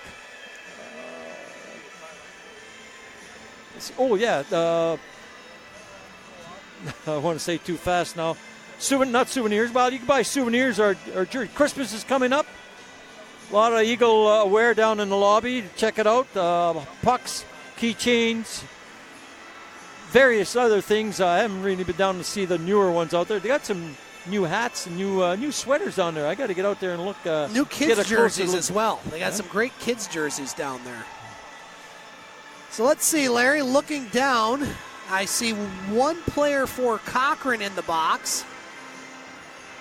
I don't see anybody for the Eagles in the box. So let's see what happens here as they're having some discussions with the assistant captains from the 2 squads. I'm looking at the officials down here now. This is what you're supposed to do. You got referees carry a notebook in their pocket, and when there's a scuffle or a fight breaks out, they don't do anything but write numbers down. You got your teams. You got your tonight. It's black and white, and on the black side you start writing down the number and what he's doing, and This way you keep track of, hopefully you can keep track, and hopefully the other referee is also helping you out in this. While the linesman was in there supposed to be in the grunt work. Yeah. While we have a moment, Larry, let's look at the out-of-town scoreboard. Still 3-0 Kirkland Lake over French River. That one close to the end of the second period. After 2 in Elliott Lake, Timmins and the Wildcats scoreless. And Rayside Balfour, after 2 periods of play, leads the Sioux Thunderbirds by a 2-1 count. Lake Superior State University in exhibition hockey action leading Nipissing 1-0 as they got a late goal in that first period. You know what, if you don't mind, check the score sheet of the Eagles and, who'd they play the second game they beat 3-2? Hearst. Okay. Check the score sheet, and I want you to look over the Eagles lineup in there. I'm looking for something. All right, what are you looking for? Well, I don't want to tell you until we get it. And then I got it right there. Oh, okay. Him. He's in the lineup. Oh, yeah. Why he's not playing tonight? Upper body injury. Ah. Yeah. So we are still having some discussions. Unfortunately, we don't have the refs mic'd up. No. We'll have to look at doing that later on. No. You see that sometimes in the NHL. Oh, yeah, that's right, yeah. But. All right, so it looks like number 24, Bofshever, his night might be done, as well as number 16, Lucas Roth for the Eagles. Well, I'm pleasantly not surprised, happy with the Eagles are learning to stand up for themselves with a guy's down or something like that. You know, when you see an opposition jump in, then it's your turn to jump in also. You hate to get thrown out of the game, you know, but sure. It's a teammate. So we're still waiting for these penalty calls. Our referee has the pen in his hand, as Larry mentioned, notebook in his hand. Now, here's where the pen is mightier than the sword. Yes, indeed. Well said. Wow. Well said, Larry. I got them. They're just hidden. I guess. Yes, indeed. This atmosphere up here brings them out sometimes. Wow. It's way up here. Way up. Thin air. We are up high atop the gondola here at Pullar Stadium. For the visiting fans that haven't come up and said hi yet this year, if you're at a home game, please come on up either before the game or between periods and say hello to Larry and I. We always like to put faces to names and like to meet the parents and the Eagles fans that are out there. I know the Orfanos clan will be coming up here end of October, or was it the end of December, Larry? Do you remember? Because there's two games coming up in a couple weeks. Well, the end of the month, the 26th right. and 27th. I'm not sure if that's when it is that, you know, they don't run their schedule by us? No, or by me. Right, no. right. So we're always happy to see them. That's right. It is a treat. Yeah, George and Larry and Ted and Jeff. Yes, there we very go. good. Wow, good memory. Yeah. So our attendance challenge tonight, I put up the guess of 503. I was kind of hoping you were going higher, Larry. I tried to bait you into going a little bit higher, but I think you might I don't get know. me on this one. I tell you, that's a good guess. It's you gonna know, be really. close. It's gonna be It close. should be, yeah. Looking around a little bit. Of course, a lot of people might have gone to the concession stands with this delay as we're still getting some discussions. They're really taking their time, Larry, getting this they still haven't figured out. Have they given the bob yet? No, I don't know, maybe. They're saying the face-off's inside? Okay, because the original penalty was against the Eagles. Yeah, so the face-off, the original one. But now, they might be going outside. They're going to center ice, maybe? I don't know. Outside. They're coming outside with it. Oh, the blue line. Okay. It looks like all penalties will be coincidental. Nothing on the board. So and I guess if you're the Eagles, you're pretty happy with that because you were going to get the original call. You're right. All right, well, we'll mic up Bob to see what happens, and we may only have a couple penalties. And head coach Ryan Leonard there getting some clarification. Sioux Ontario native, I believe, Larry? Yes, he is, yeah. Head coach Ryan Leonard. Heavily involved in hockey and ball, too, at one time.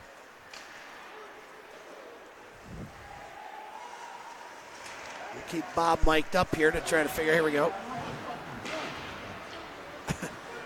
Take Bob. Last minute of play. There he goes. Second period. Crunch penalties to number 24. Austin. Justin Boshiver. 5 minutes for fighting, plus 5 minutes for boarding. Okay, so 5 and 5. To number 10, Owen Pirela.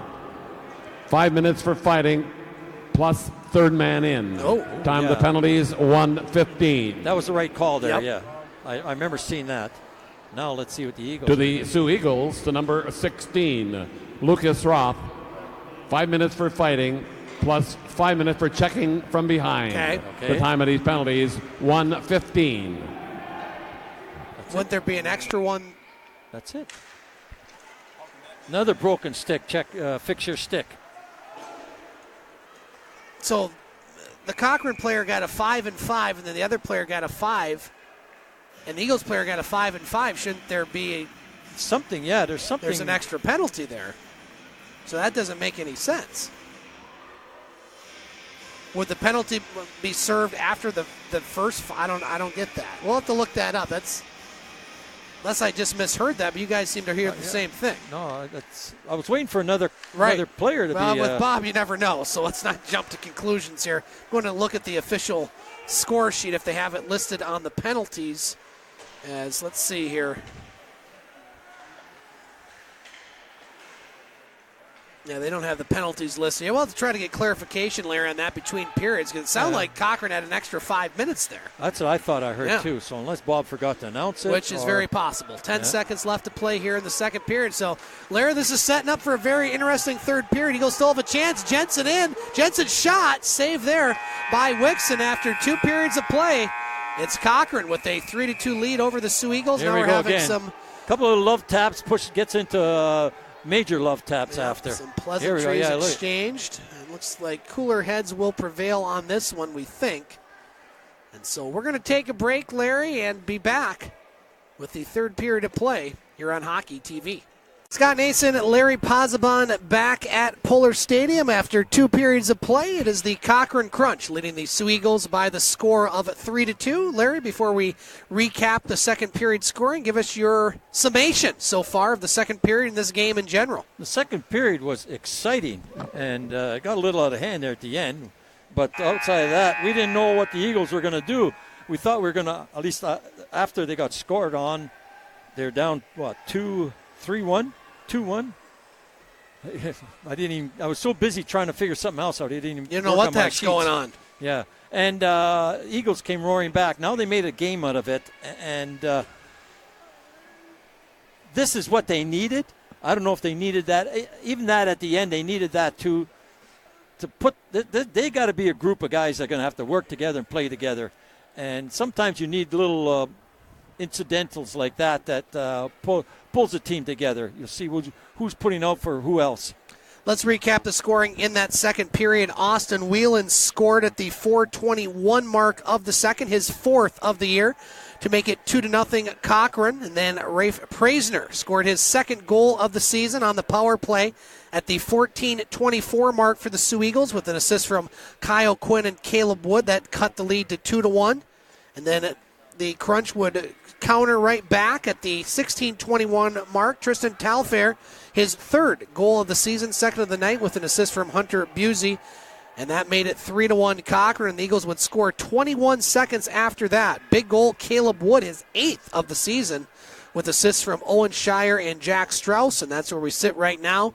The Soo Eagles trail the Cochrane Crunch by the score of 3-2. Shots on goal in that second period, 16 for the Crunch, 2-period total of 29, and 15 for the Eagles, a 2-period total of 29, although it says 29-27 on the scoreboard. The official scorebook has it 29-29. Larry, Rob had some information there. Was it anything of note? I think Rob was saying that the third man in is just an automatic game ejection. No penalty. No penalty. Well, it's a penalty, but it's not a minute penalty. Okay. So it's a misconduct. I don't know. I'm not sure. They have to remember they're playing under Canada hockey rules, so I'm not sure. I'd have to go back and look in my references and see how that is supposed to be called. A lot of times they get confused on what rule book they're using, I believe. So I'm not, they may be going by USA, but they're in a Canadian league. It's Canadian official rules that go by Hockey Canada. Out-of-town scoreboard, Larry, Kirkland Lake up at French River by the score of 6-1 as they look to improve to 11-2 on the season. Still no score in Elliott Lake between Timmins and the Elliott Lake Wildcats. That one was 7 minutes remaining in the third period. The Thunderbirds have tied up Rayside Balfour 2-2 with 5 minutes left, and that's what the Eagles don't want, is for that game to go into overtime, Larry, because then both teams get at least 1 point. Laker hockey at home tonight against Nipissing in exhibition hockey action, and the Lakers still up 1-0 after 2 periods of play. And do want to say hello to our good friend Sven Schwab. And Larry, you'll like this one. Well, not like it. He's down in the panhandle of Florida, filming there for, of course, Fox News, who he works for, as seeing some of the devastation. That's unreal. That's some. And you know what? I was watching the weather, and they're talking about why we're getting storms like this. It said the water's warm, it's picking up more, and the storms are getting bigger and bigger. They're going to keep on. The water is warmer now than it was 30, 50 years ago.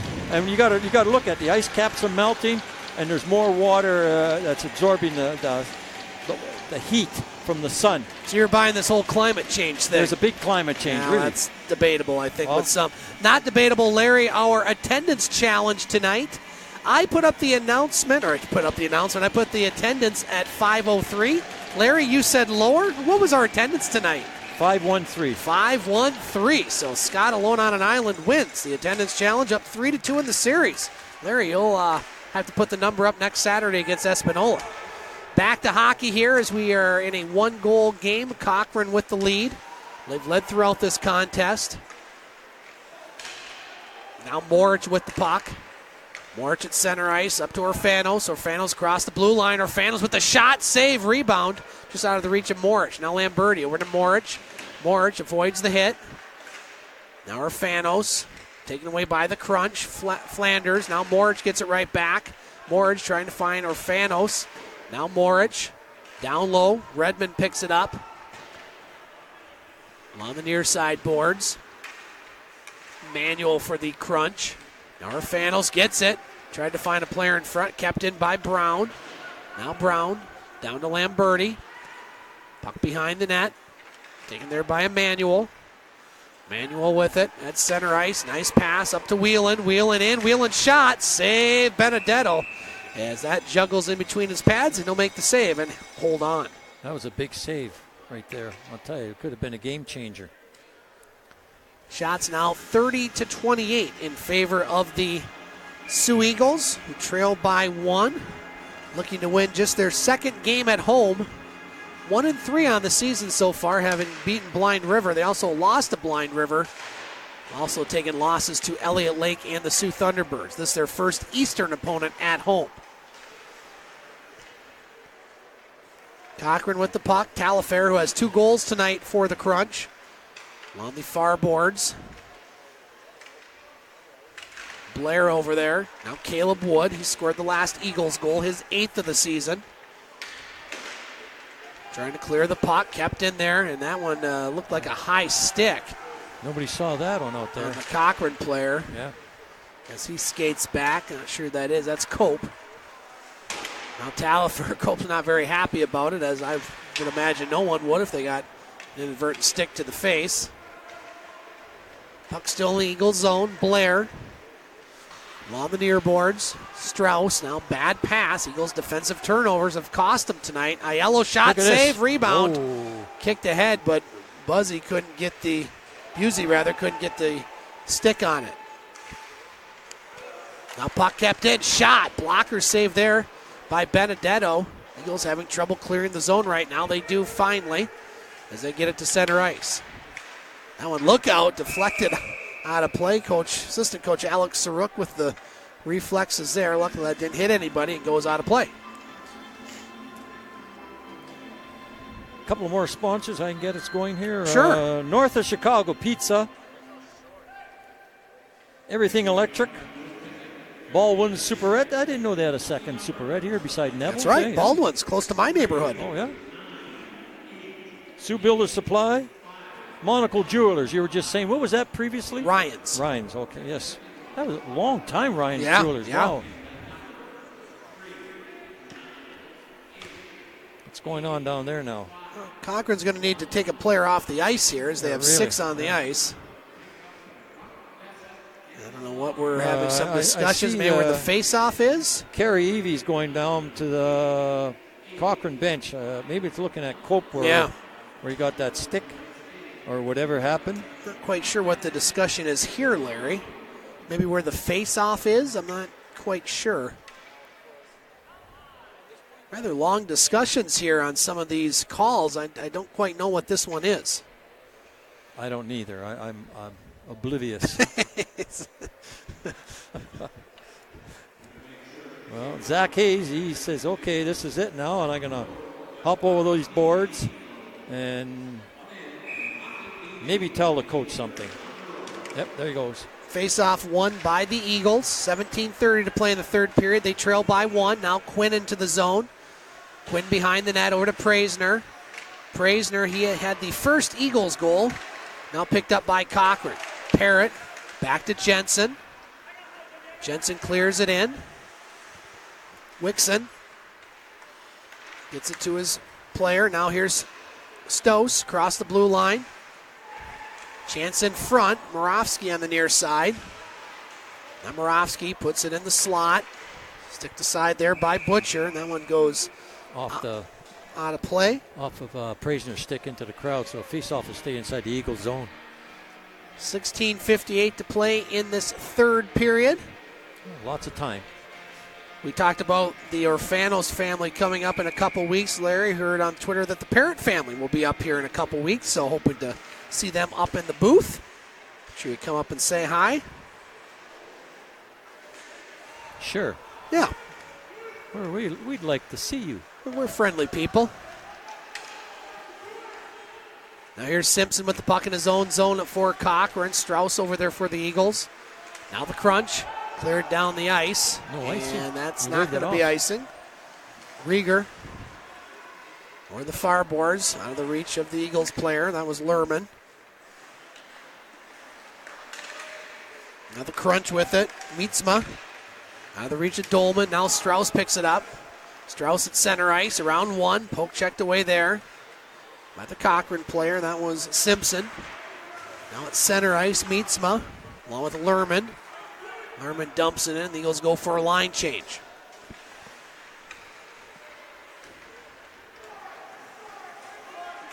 Manuel across the blue line.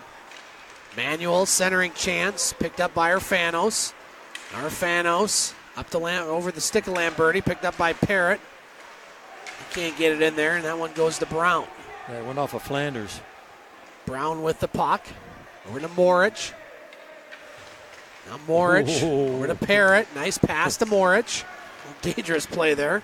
That's going to be icing, maybe. And Yes, sir. It will be icing, and we'll have a face-off back in the Eagles zone. Gives us a chance to look at the out-of-town scoreboard. Still 6-1 Kirkland Lake over French River. Timmins has scored. That's good news for the Eagles. They lead Elliott Lake 1-0. That one late in the third period. And it looks like the Thunderbirds Rayside game going to overtime. 8 seconds left in that one, tied at 2. So both teams looking to get a point out of that one. We'll see who gets the extra point as well. Now Hayes with a shot. That one blocked in front by Morich.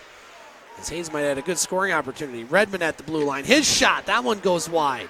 Picked up by Wheeland. Now he'll backhand the puck behind the net. Hayes with it. Oh, Flanders in the slot and a goal. Nice pass by Hayes, and Flanders had a lot of net to shoot at, and that was a defensive breakdown for the Eagles. And another 2-goal lead for Cochrane with 15-14 to play here in this third period. Made that one look pretty easy, Larry. Right, yeah. So that goal by Flanders, and he very happy about getting that goal. A lot of celebration, and well, when you score a goal, you have every right to do that. I didn't have many celebrations like that personally in my brief and unspectacular hockey career. If I did, I would have celebrated like that. We'll get the call from Bob St. Peter. Scored by number 23, Nick Flanders. Assist number 53, Austin Whelan.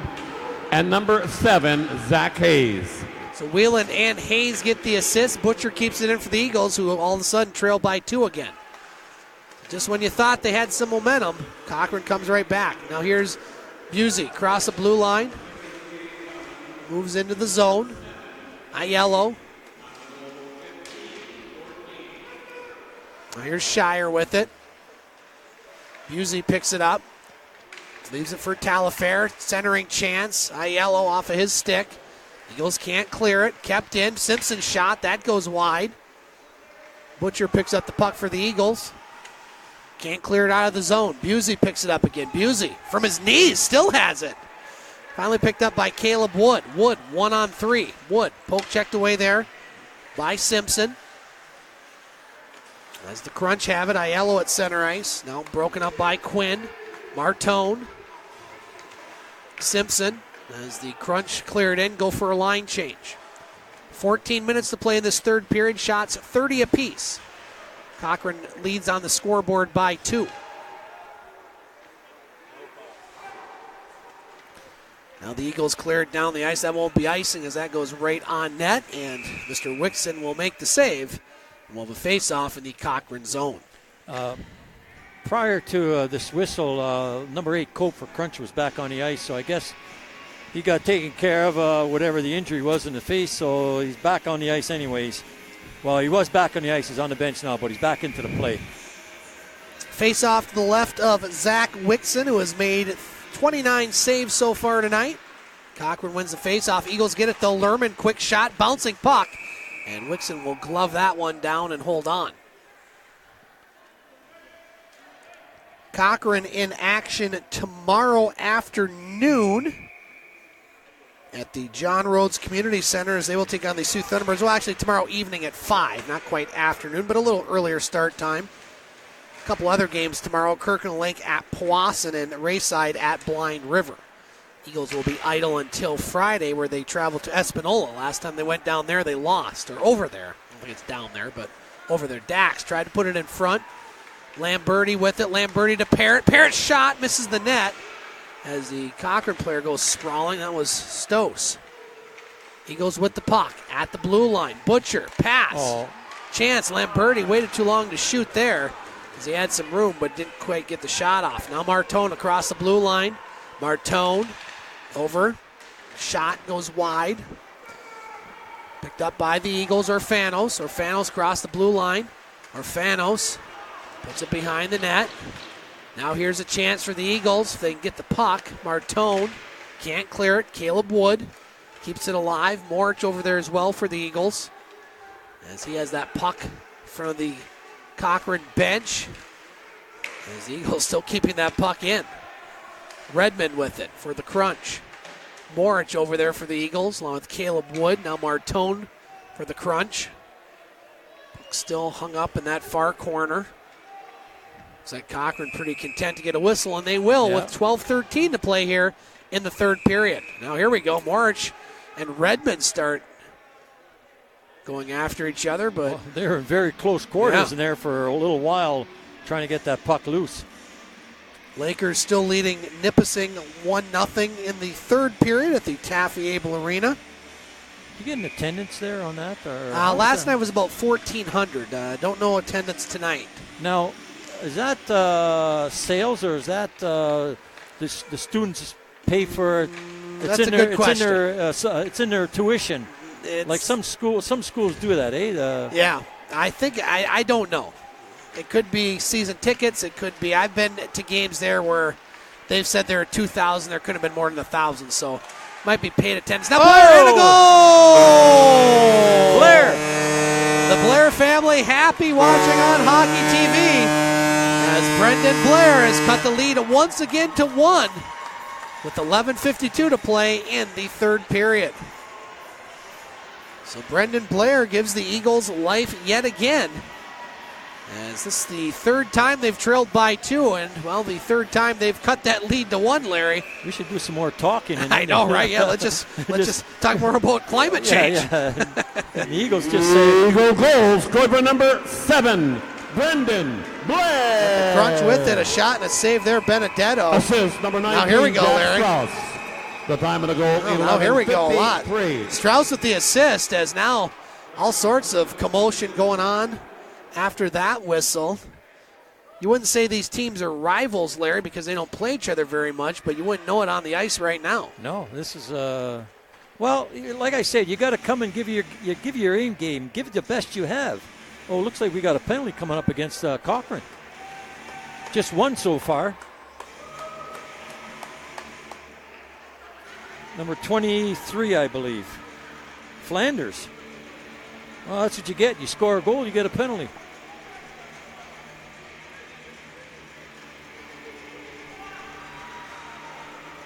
Well, here's an interesting stat, Larry. Apparently at the Laker hockey game tonight, there was an issue with their Zamboni, and the Pullar Stadium lent their extra Zamboni here.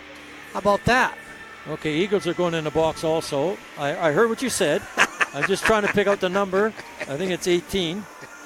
It's Prisoner. Appreciate you clarifying that. It wasn't like I was avoiding you. I was tuned in. Yes, you were.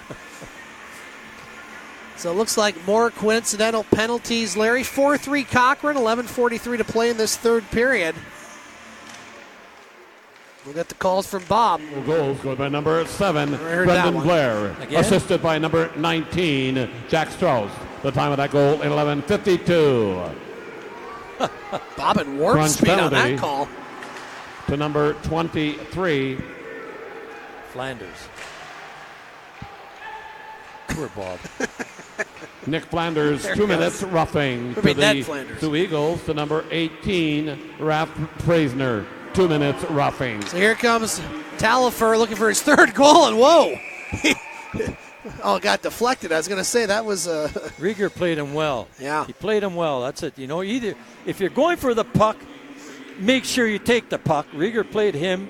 It says, okay, I'm going to play you, and he shot and it deflected off him. Good. that goal by Flanders in the third period, his fifth. That goal by the Eagles, Brendan Blair, his fifth as well. Shots now 35-31 in favor of the home team, but they trail by 1. 11 minutes to play in this third period. Brendan Blair with the puck. Now broken up by the Cochrane player. Now the Eagles get it right back. Across the blue line. Chance shot. That missed the net. That one by Strauss. Picked up by the Crunch. Moravsky, he shoots it in. Big hit there by Strauss. Now Caleb Wood with it. Eagles chip it to center. Redmond, look out. That one goes, thought that went to the bench, but it ends up staying in play. I don't know where. Yeah. Yes, nobody saw that. No. Now the Eagles with it at their own blue line. Caleb Wood, he has a goal tonight, shoots it in. Line changes for the Eagles, all 5 of them. Redmond picks up the puck for the Crunch. Now Redmond across the blue line. Moravsky, he shoots it in. Brown Line picks it change up. for the Crunch now, all 5. Halfway through this third period, look out as Jensen, nice job to break up that icing. Diving at the blue line. And to keep that puck in play as well. Now Talifer, he's going to clear that down, and that should be icing, and it will be. And we'll have the face-off in the Cochrane end. Larry, we should, and I stress should, have immediate timeout here with 9:49 to play in the third period. Let's see if they're thinking about it. We have a moment. Not really. Okay, I guess I'm going to have to get clarification on this immediate timeout rule. Face-off won by the Crunch. I think it is they forget. you Yeah. know. That's why there should be the buzzer ring. Yeah. The buzzer from the penalty You're right. box. Okay. We'll get a man right on that. Now puck at center ice. Cochrane shoots it into the Eagle zone. Butcher with it. Rink wide pass to Parrott. Now Lamberti.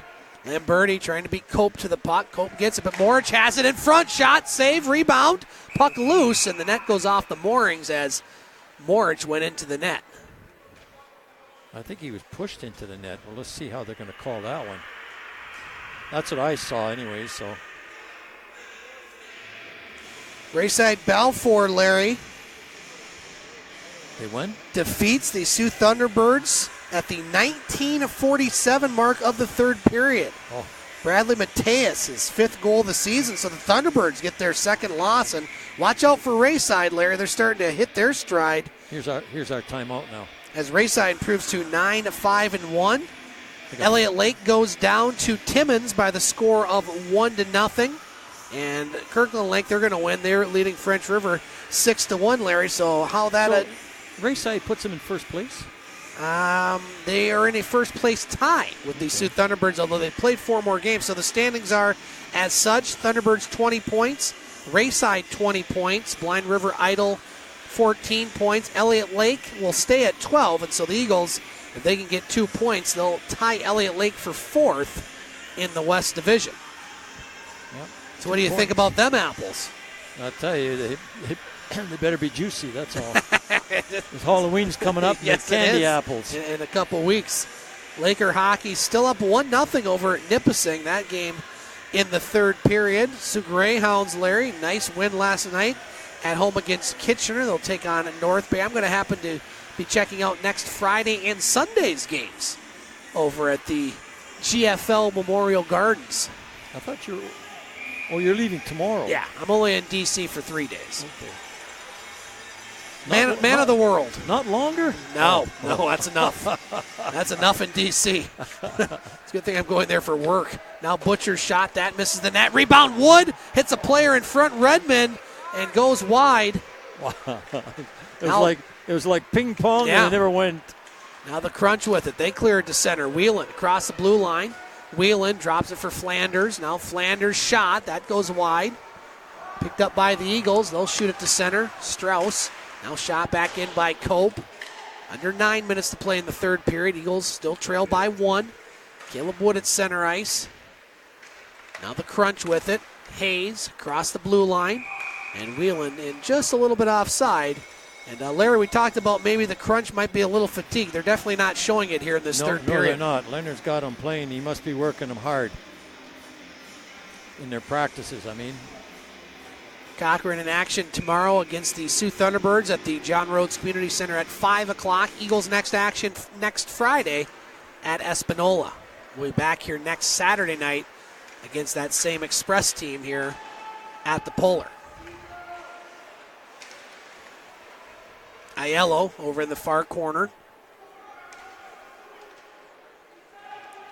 Cochrane gets the puck. Quick shot up high. Save Benedetto. Glove down and out of harm's way. Now Cope's shot hits a player in front. Aiello picked up by the Eagles.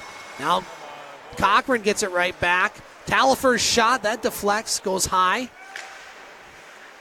Now Busey puts it in front. Talifer, who has 2 goals tonight, fighting for that puck. Now Quinn avoids the hit. Eagles can't clear it. Buzzy with it. That one. Good clear. Flip tie, yeah, just get it the heck out of there. Get some lines, get some guys changing out there. Now Simpson's up to Talifer. Talifer backhands it in. 7:35 to play in this third period. 4-3 Cochrane. Brown with the puck. Brown shoots it in. Lerman chases it. Now Lerman over to Dax. Missed the net. Had a good opportunity, but missed the net. I think the puck was moving a bit. Yeah. Now puck at center ice. Moravsky across the blue line. Now Lerman over there. Now with Dax. All sorts of players right below our broadcast position. Oh, here we go, Martone, and here we go, Lerman going right after him, right below us. There's 3 players on him. My goodness, you couldn't get a better view of this fight. Really? And now here's Stoss coming in as he gets some hits, and oh my goodness, this is really unraveling right in front of us. Strauss now going at it with height. Look at you have here. Morosky and Brown, Martone. This has really gotten ugly.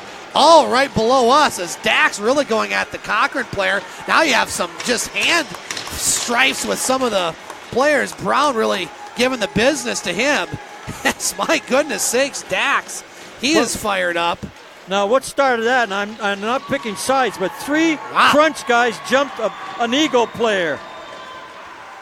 So this is going to take some time to sort this out, Larry. I don't think we've ever had such a view of an altercation Right in than front we of us. did right here. My goodness. That's why your career is all end right here.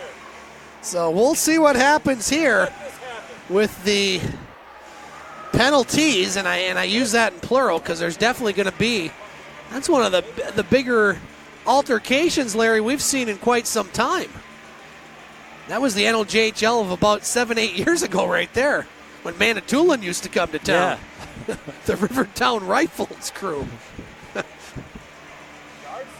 Well, here we go, Larry. We'll have a lot to sort out. Yeah, it's going to take these guys a while. And I would imagine, and Cochrane's really got to be careful. They don't lose too many more players because they got to play the Thunderbirds tomorrow. That's right, too. 5th game in 6 days.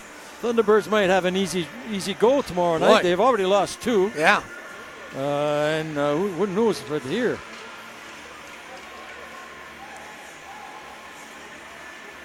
So we'll see what the calls are. And we thought the last one was going to take a while to sort out. This one might take even longer. Yeah. So, Larry, how about some sponsors of Soo Eagles you're hockey? reading my mind. I gotta quit that. You can't. Got to quit letting you read my mind. Okay, Soo Insurance Agency, All Star Marine and Power Sports, Marquetti Distributing. What do they do? Distribute What? beverages. Okay, I'm just playing with you. Superior Place. What do they do? Now that I don't know. What say you? They rent places by the week or by the month. Oh, very good. Best Western. Hotel. Oh, well, okay. Border Town Chiropractic. Bad backs. Besides other things. I hear about the guy who had a week back. A week back. Asked him when it happened. He said about a week back. So, Okay. Which one? I missed one. did I throw you off with that whole Holiday Inn Express? I said that. Okay. Hotel. Yeah. Big Bear Pro Shop. hockey equipment? Okay. Skate sharpening. Yeah, everything. Yeah, okay. Bearishes. Lots of clothes, Yeah, shoes, but, boots, Brand name clothing. Yeah. They got a lot of Levi's. The North Face, that's another one I think they sell there. Yeah. Yep. Good shoes they wear, though. I'm trying to think Eddie of, Bowers, I think they have Bauer stuff there. Ray too. Bowers. I don't know. Buffalo Wild Wings, Beer Wing Sports. Mark's Tire. They sell more than just tires. Yeah. Frank's Place. Good food, good breakfast. Yeah. Breakfast. Oh, get that omelet in the morning? You kidding me? I've gone there a few times, and I've enjoyed their breakfast. Yeah. You can have a buffet breakfast, or you can have just a regular breakfast. And they have good dinners, too. Great walleye. My son had walleye. Walleye. There, yep. Ooh, what's another name for walleye? Herring? No. Herring? No. Don't know. Pickerel. Pickerel. There we go. Yep. Good. Wow. Good one. Now, what's your favorite fish to eat? Whitefish. Actually, I don't get it. I order that more because pickerel is a real good fish to eat. Okay. Whitefish, I'll take either or. Whitefish, pickerel. I'm a walleye guy. Walleye and perch. I like my perch. Probably because that's what I grew up fishing. I grew up too Yep. perch at, and my mom used to do a lot of make a nice perch sauce. What fish won't you eat? Well, I tried shark. I tried octopus. I tried squid. What won't eat? Like around here. Around here. Pike? I don't like pike. Pike is too catfish. Yeah. Now there's the one that they're the ugliest fish you ever want to see. They got tentacles coming out of I don't know where. The people back at home are like, can you guys sort out these penalties? Have these two shut up, please. Well, they got frozen ice down there, so we can go ice fishing. That's true. You know, I've never been ice fishing in my life. I went as a kid, froze my feet. I never went again. I've never really had the desire. A lot of fishing. I used to fish rainbow in the spring. That was good fish. We used to go up about half an hour south of Wawa, up on 17. I can't remember the name of the lake, but it was one of those where you had to actually portage into the lake. Okay. And a little walk. Oh, my goodness, was it nice. You catch fish? Speckled trout. Oh, they're good, yes. Yep. That's a nice fish. So we're still trying to sort out these penalties, Larry. 4-3 in favor of Cochrane, 6:57 to play in this third period as we had an altercation. If you happen to miss it and tune in to Hockey TV Now, you can always rewind. You're not missing anything right now. It's going to take a couple more minutes. Rewind it and get to enjoy it over again, or see if they make the right calls. That's all. It was tough. I mean, you said it, Larry. There were definitely a couple Cochrane players jumping on the Eagles player, and that's why the Eagles took such offense. And, you mentioned it. It's good to see the Eagles, stand up for their brother. Stand up for themselves and for their teammate. I would imagine we're going to have some ejections here as Carrie Evie's walking towards the crunch bench again. Maybe, they're okay. They don't need anything, they say. As Ken Aiken's new understudy down there getting an 101 education on working in the press box. She's got her phone going. I could just see it underneath. Get me out of here.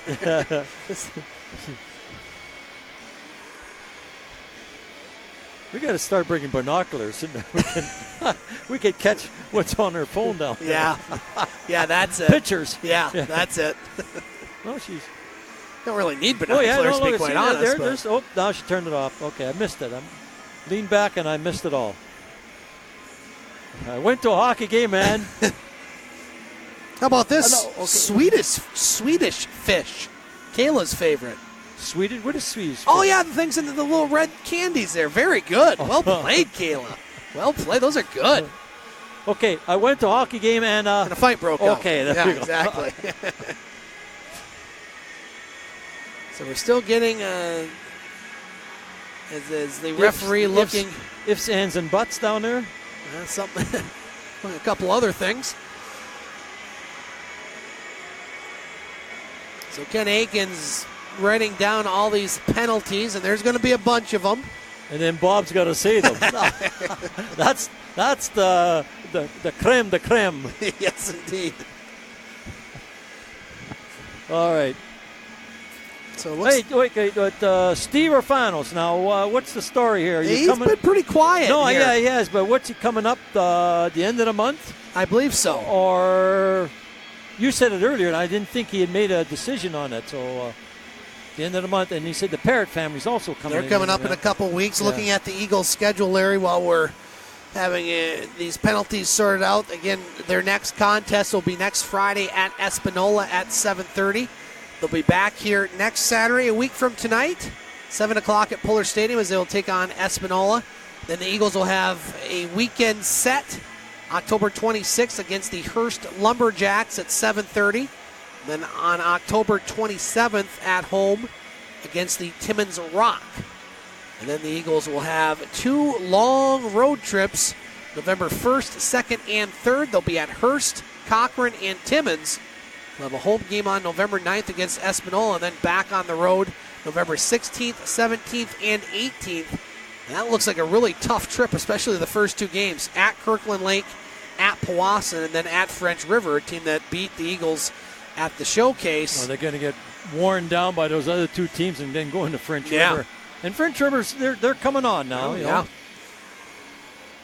I think it's the only rink in the NOJHL that has the curling thing still on it, if you ever watch a game from there. Oh, yeah? Yeah, they got the curling. They got 4 curling little, circles, whatever they're called.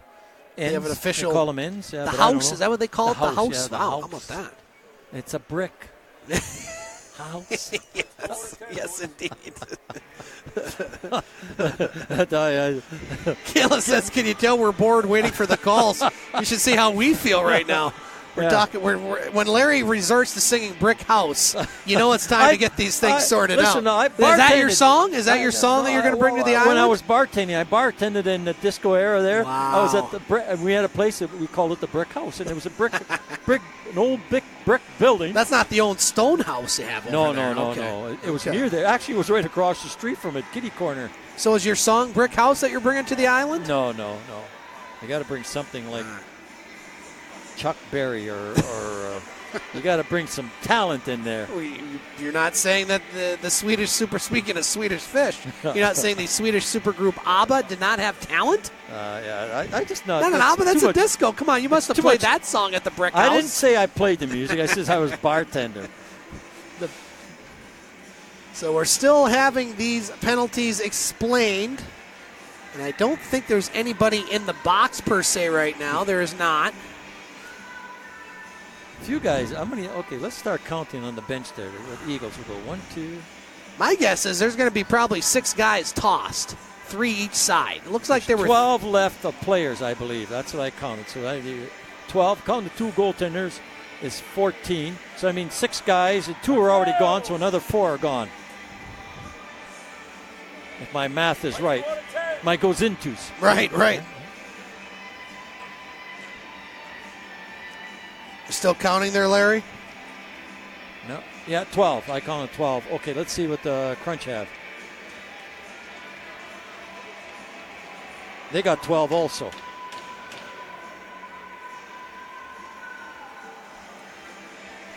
So it looks like we lost 4 from each team. Yeah. So short bench. No one's going to complain about playing time here the last 7 minutes. Let's go to Bob here after this whistle. We're going to have some game misconduct, some fighting majors. Here we go. For the Crunch penalties, number 67, number 5, number 44. He just go numbers. Each 5 minutes for fighting. To the Soo Eagles, to number 23, 26, 25, 19. Oh. 5 in a game for fighting. So for again, the Crunch, number 93, Shelley Martone, a game misconduct for not going to the bench for fighting. To the Soo Eagles, to number 4, Mike Butcher, also a game for not going to the bench. Time of these penalties, 6:57. we'll try to look at the official score sheet. It sounds like Bob had 1 extra penalty there for the Eagles, Larry, on that. I like the fact that he just said the numbers, so that was a good call by Bob. And we don't have the penalties updated, so a lot of players getting some early showers here at Pullar Stadium. Still have a lot of hockey to play, Larry. 6:06 to play here in this third period. It's been an entertaining game. Yes, next goal's with us. Yes, it has been. Next goal's a big one. It makes it either 5-3 or 4-4. So you're playing at this point, Larry, pretty much. What's going on here? This guy wants to go in the penalty box, or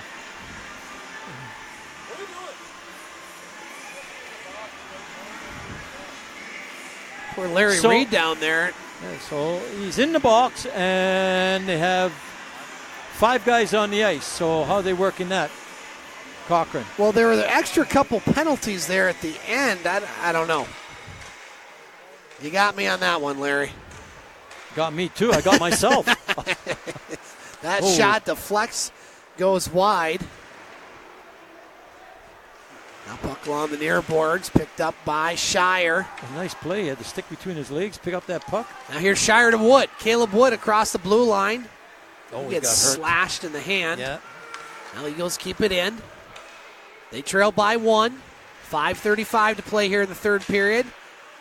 Now puck loose behind the net. Cochrane trying to clear it. Parrott keeps it in. Back to Praisner. Got to be careful.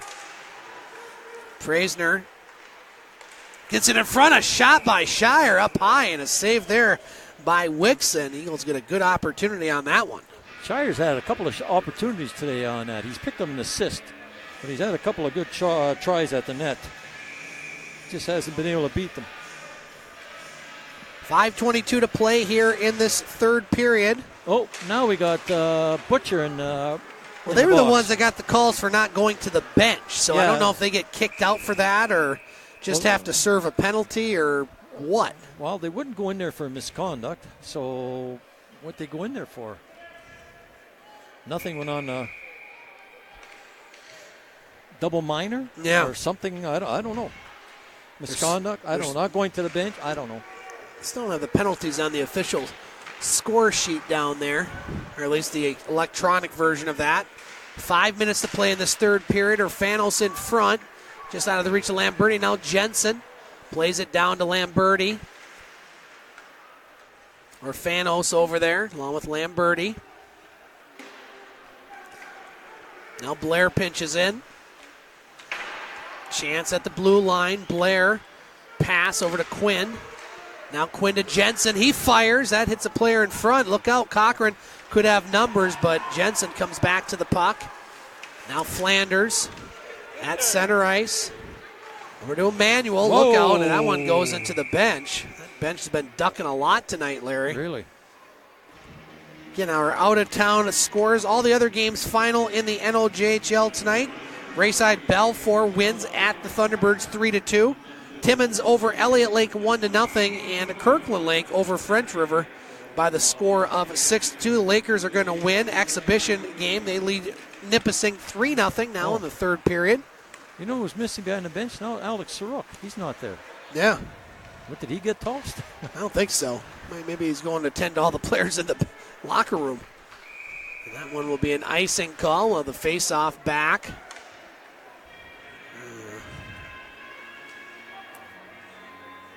In the Eagles zone, 4:13 to play. Want to thank all those that have watched tonight and chimed in on Twitter. Kayla and the Parrott family, along with Stephen Orfanos and crew, Tom Blair, along with the Jensen family, the Lambertis, Lannings, and Schwabs. All tonight. Now shot by Busey. That goes wide. Now picked up by the Eagles. Now Emmanuel keeps it in. Chance in front. Benedetto.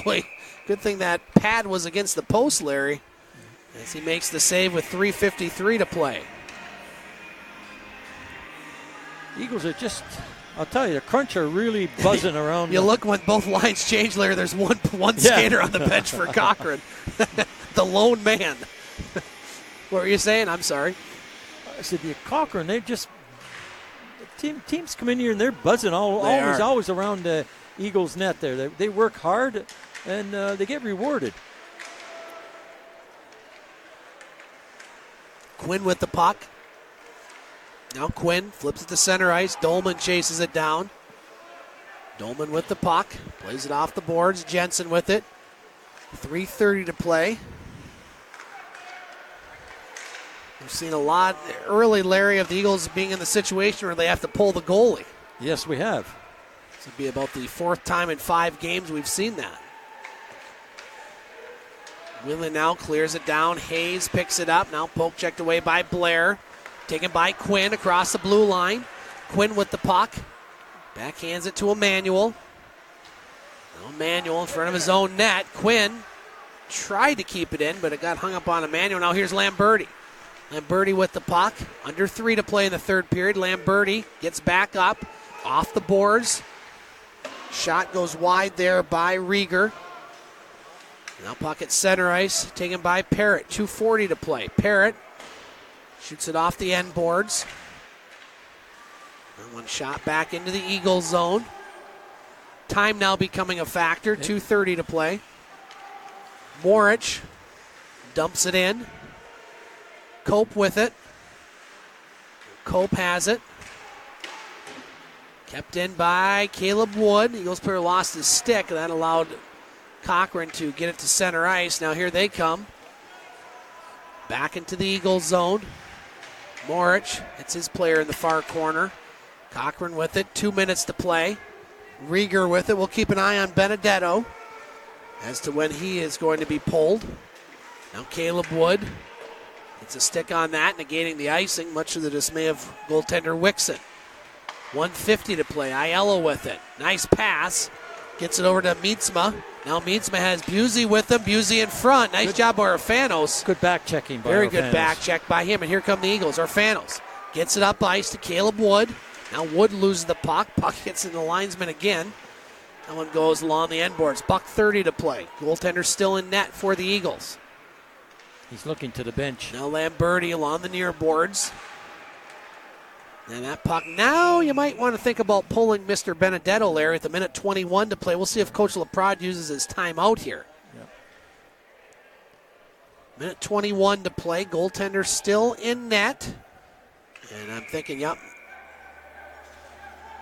timeout. Eagles.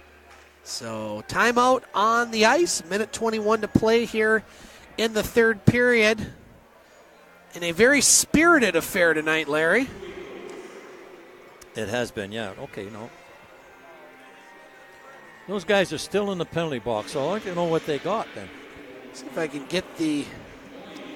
Show up yet? Let's see here. Well, we look at that here.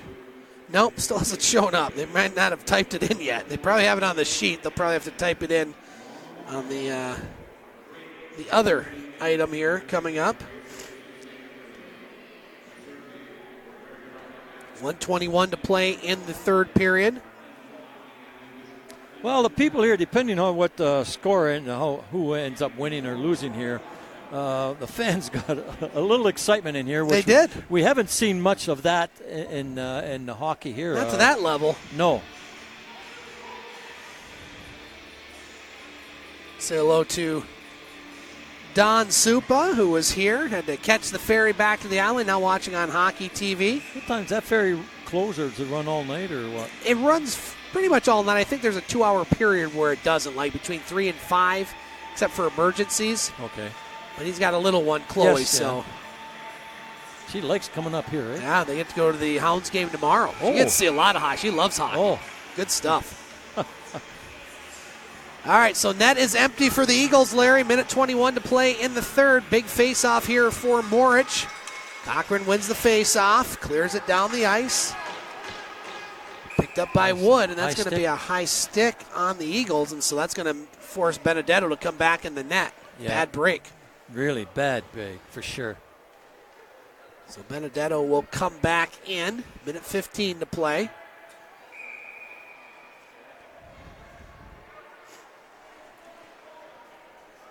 Flanders to take the draw for the Crunch. What's he doing here now?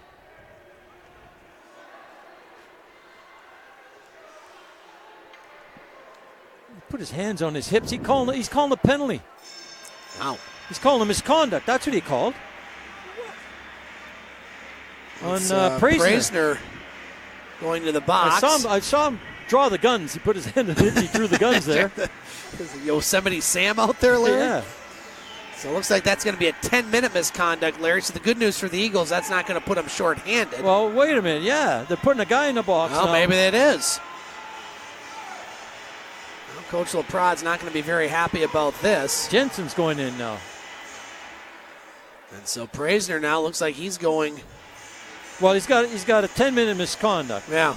So he goes to no sense going in the penalty box. So he puts somebody else in. You got to put a man in there to serve it. Well, now he's going to sitting on the bench. Well, he's not supposed to be there. Or maybe he didn't get the penalty. Well, maybe it was on he someone didn't else. get it. Yeah. Okay, Bob. All right, Eagles need to worry about getting a goal here. Third period. Eagle penalty to number 21, Riley Jensen. 10-minute misconduct for the officials. Time of the penalty, 1. As opposed to whoever else would call that. Yeah. Here's a chance for the Crunch. Oh, big play there by Morich. He stopped that one from going Really, in. yeah. Remember that if the Eagles here we go. Here's Caleb Wood coming in. Caleb Wood, no, misses the net. Oh, my goodness sakes. And here we go again. Here we go. As I don't know if Cochrane's going to have anybody left for tomorrow's game at this point. Oh, Caleb Wood, you couldn't ask for a better, but the puck was rolling a little bit. Bouncing a little bit, yeah. Oh, whoa, look out. As this game has had everything. Wixon, serious. He's down. And now Carrie Evie, who's been very busy tonight, she goes on the ice. I didn't see what happened. Did Wood just go into... I didn't see the other Eagle come in looking for the puck. So Wixon, he's down, and boy, that doesn't look good at all. Let's hope for the best here. I was surprised that Wood didn't try and settle the puck down and go in for a deke instead of shooting with a bouncer there, a wobbler. So Morich saved the game basically by diving for that puck that was going in the net, and then Caleb Wood found himself on a breakaway. But you said it, Larry, the puck was rolling a little bit. But the biggest concern right now is the status of Zach Wixon. I did not see what happened as far as, but it looks like he's getting up there, so that's a good sign. Never want to see anybody hurt, no matter what colors they wear on their uniform. And Wixon's up and looks to be okay. He'll probably stay in at this point.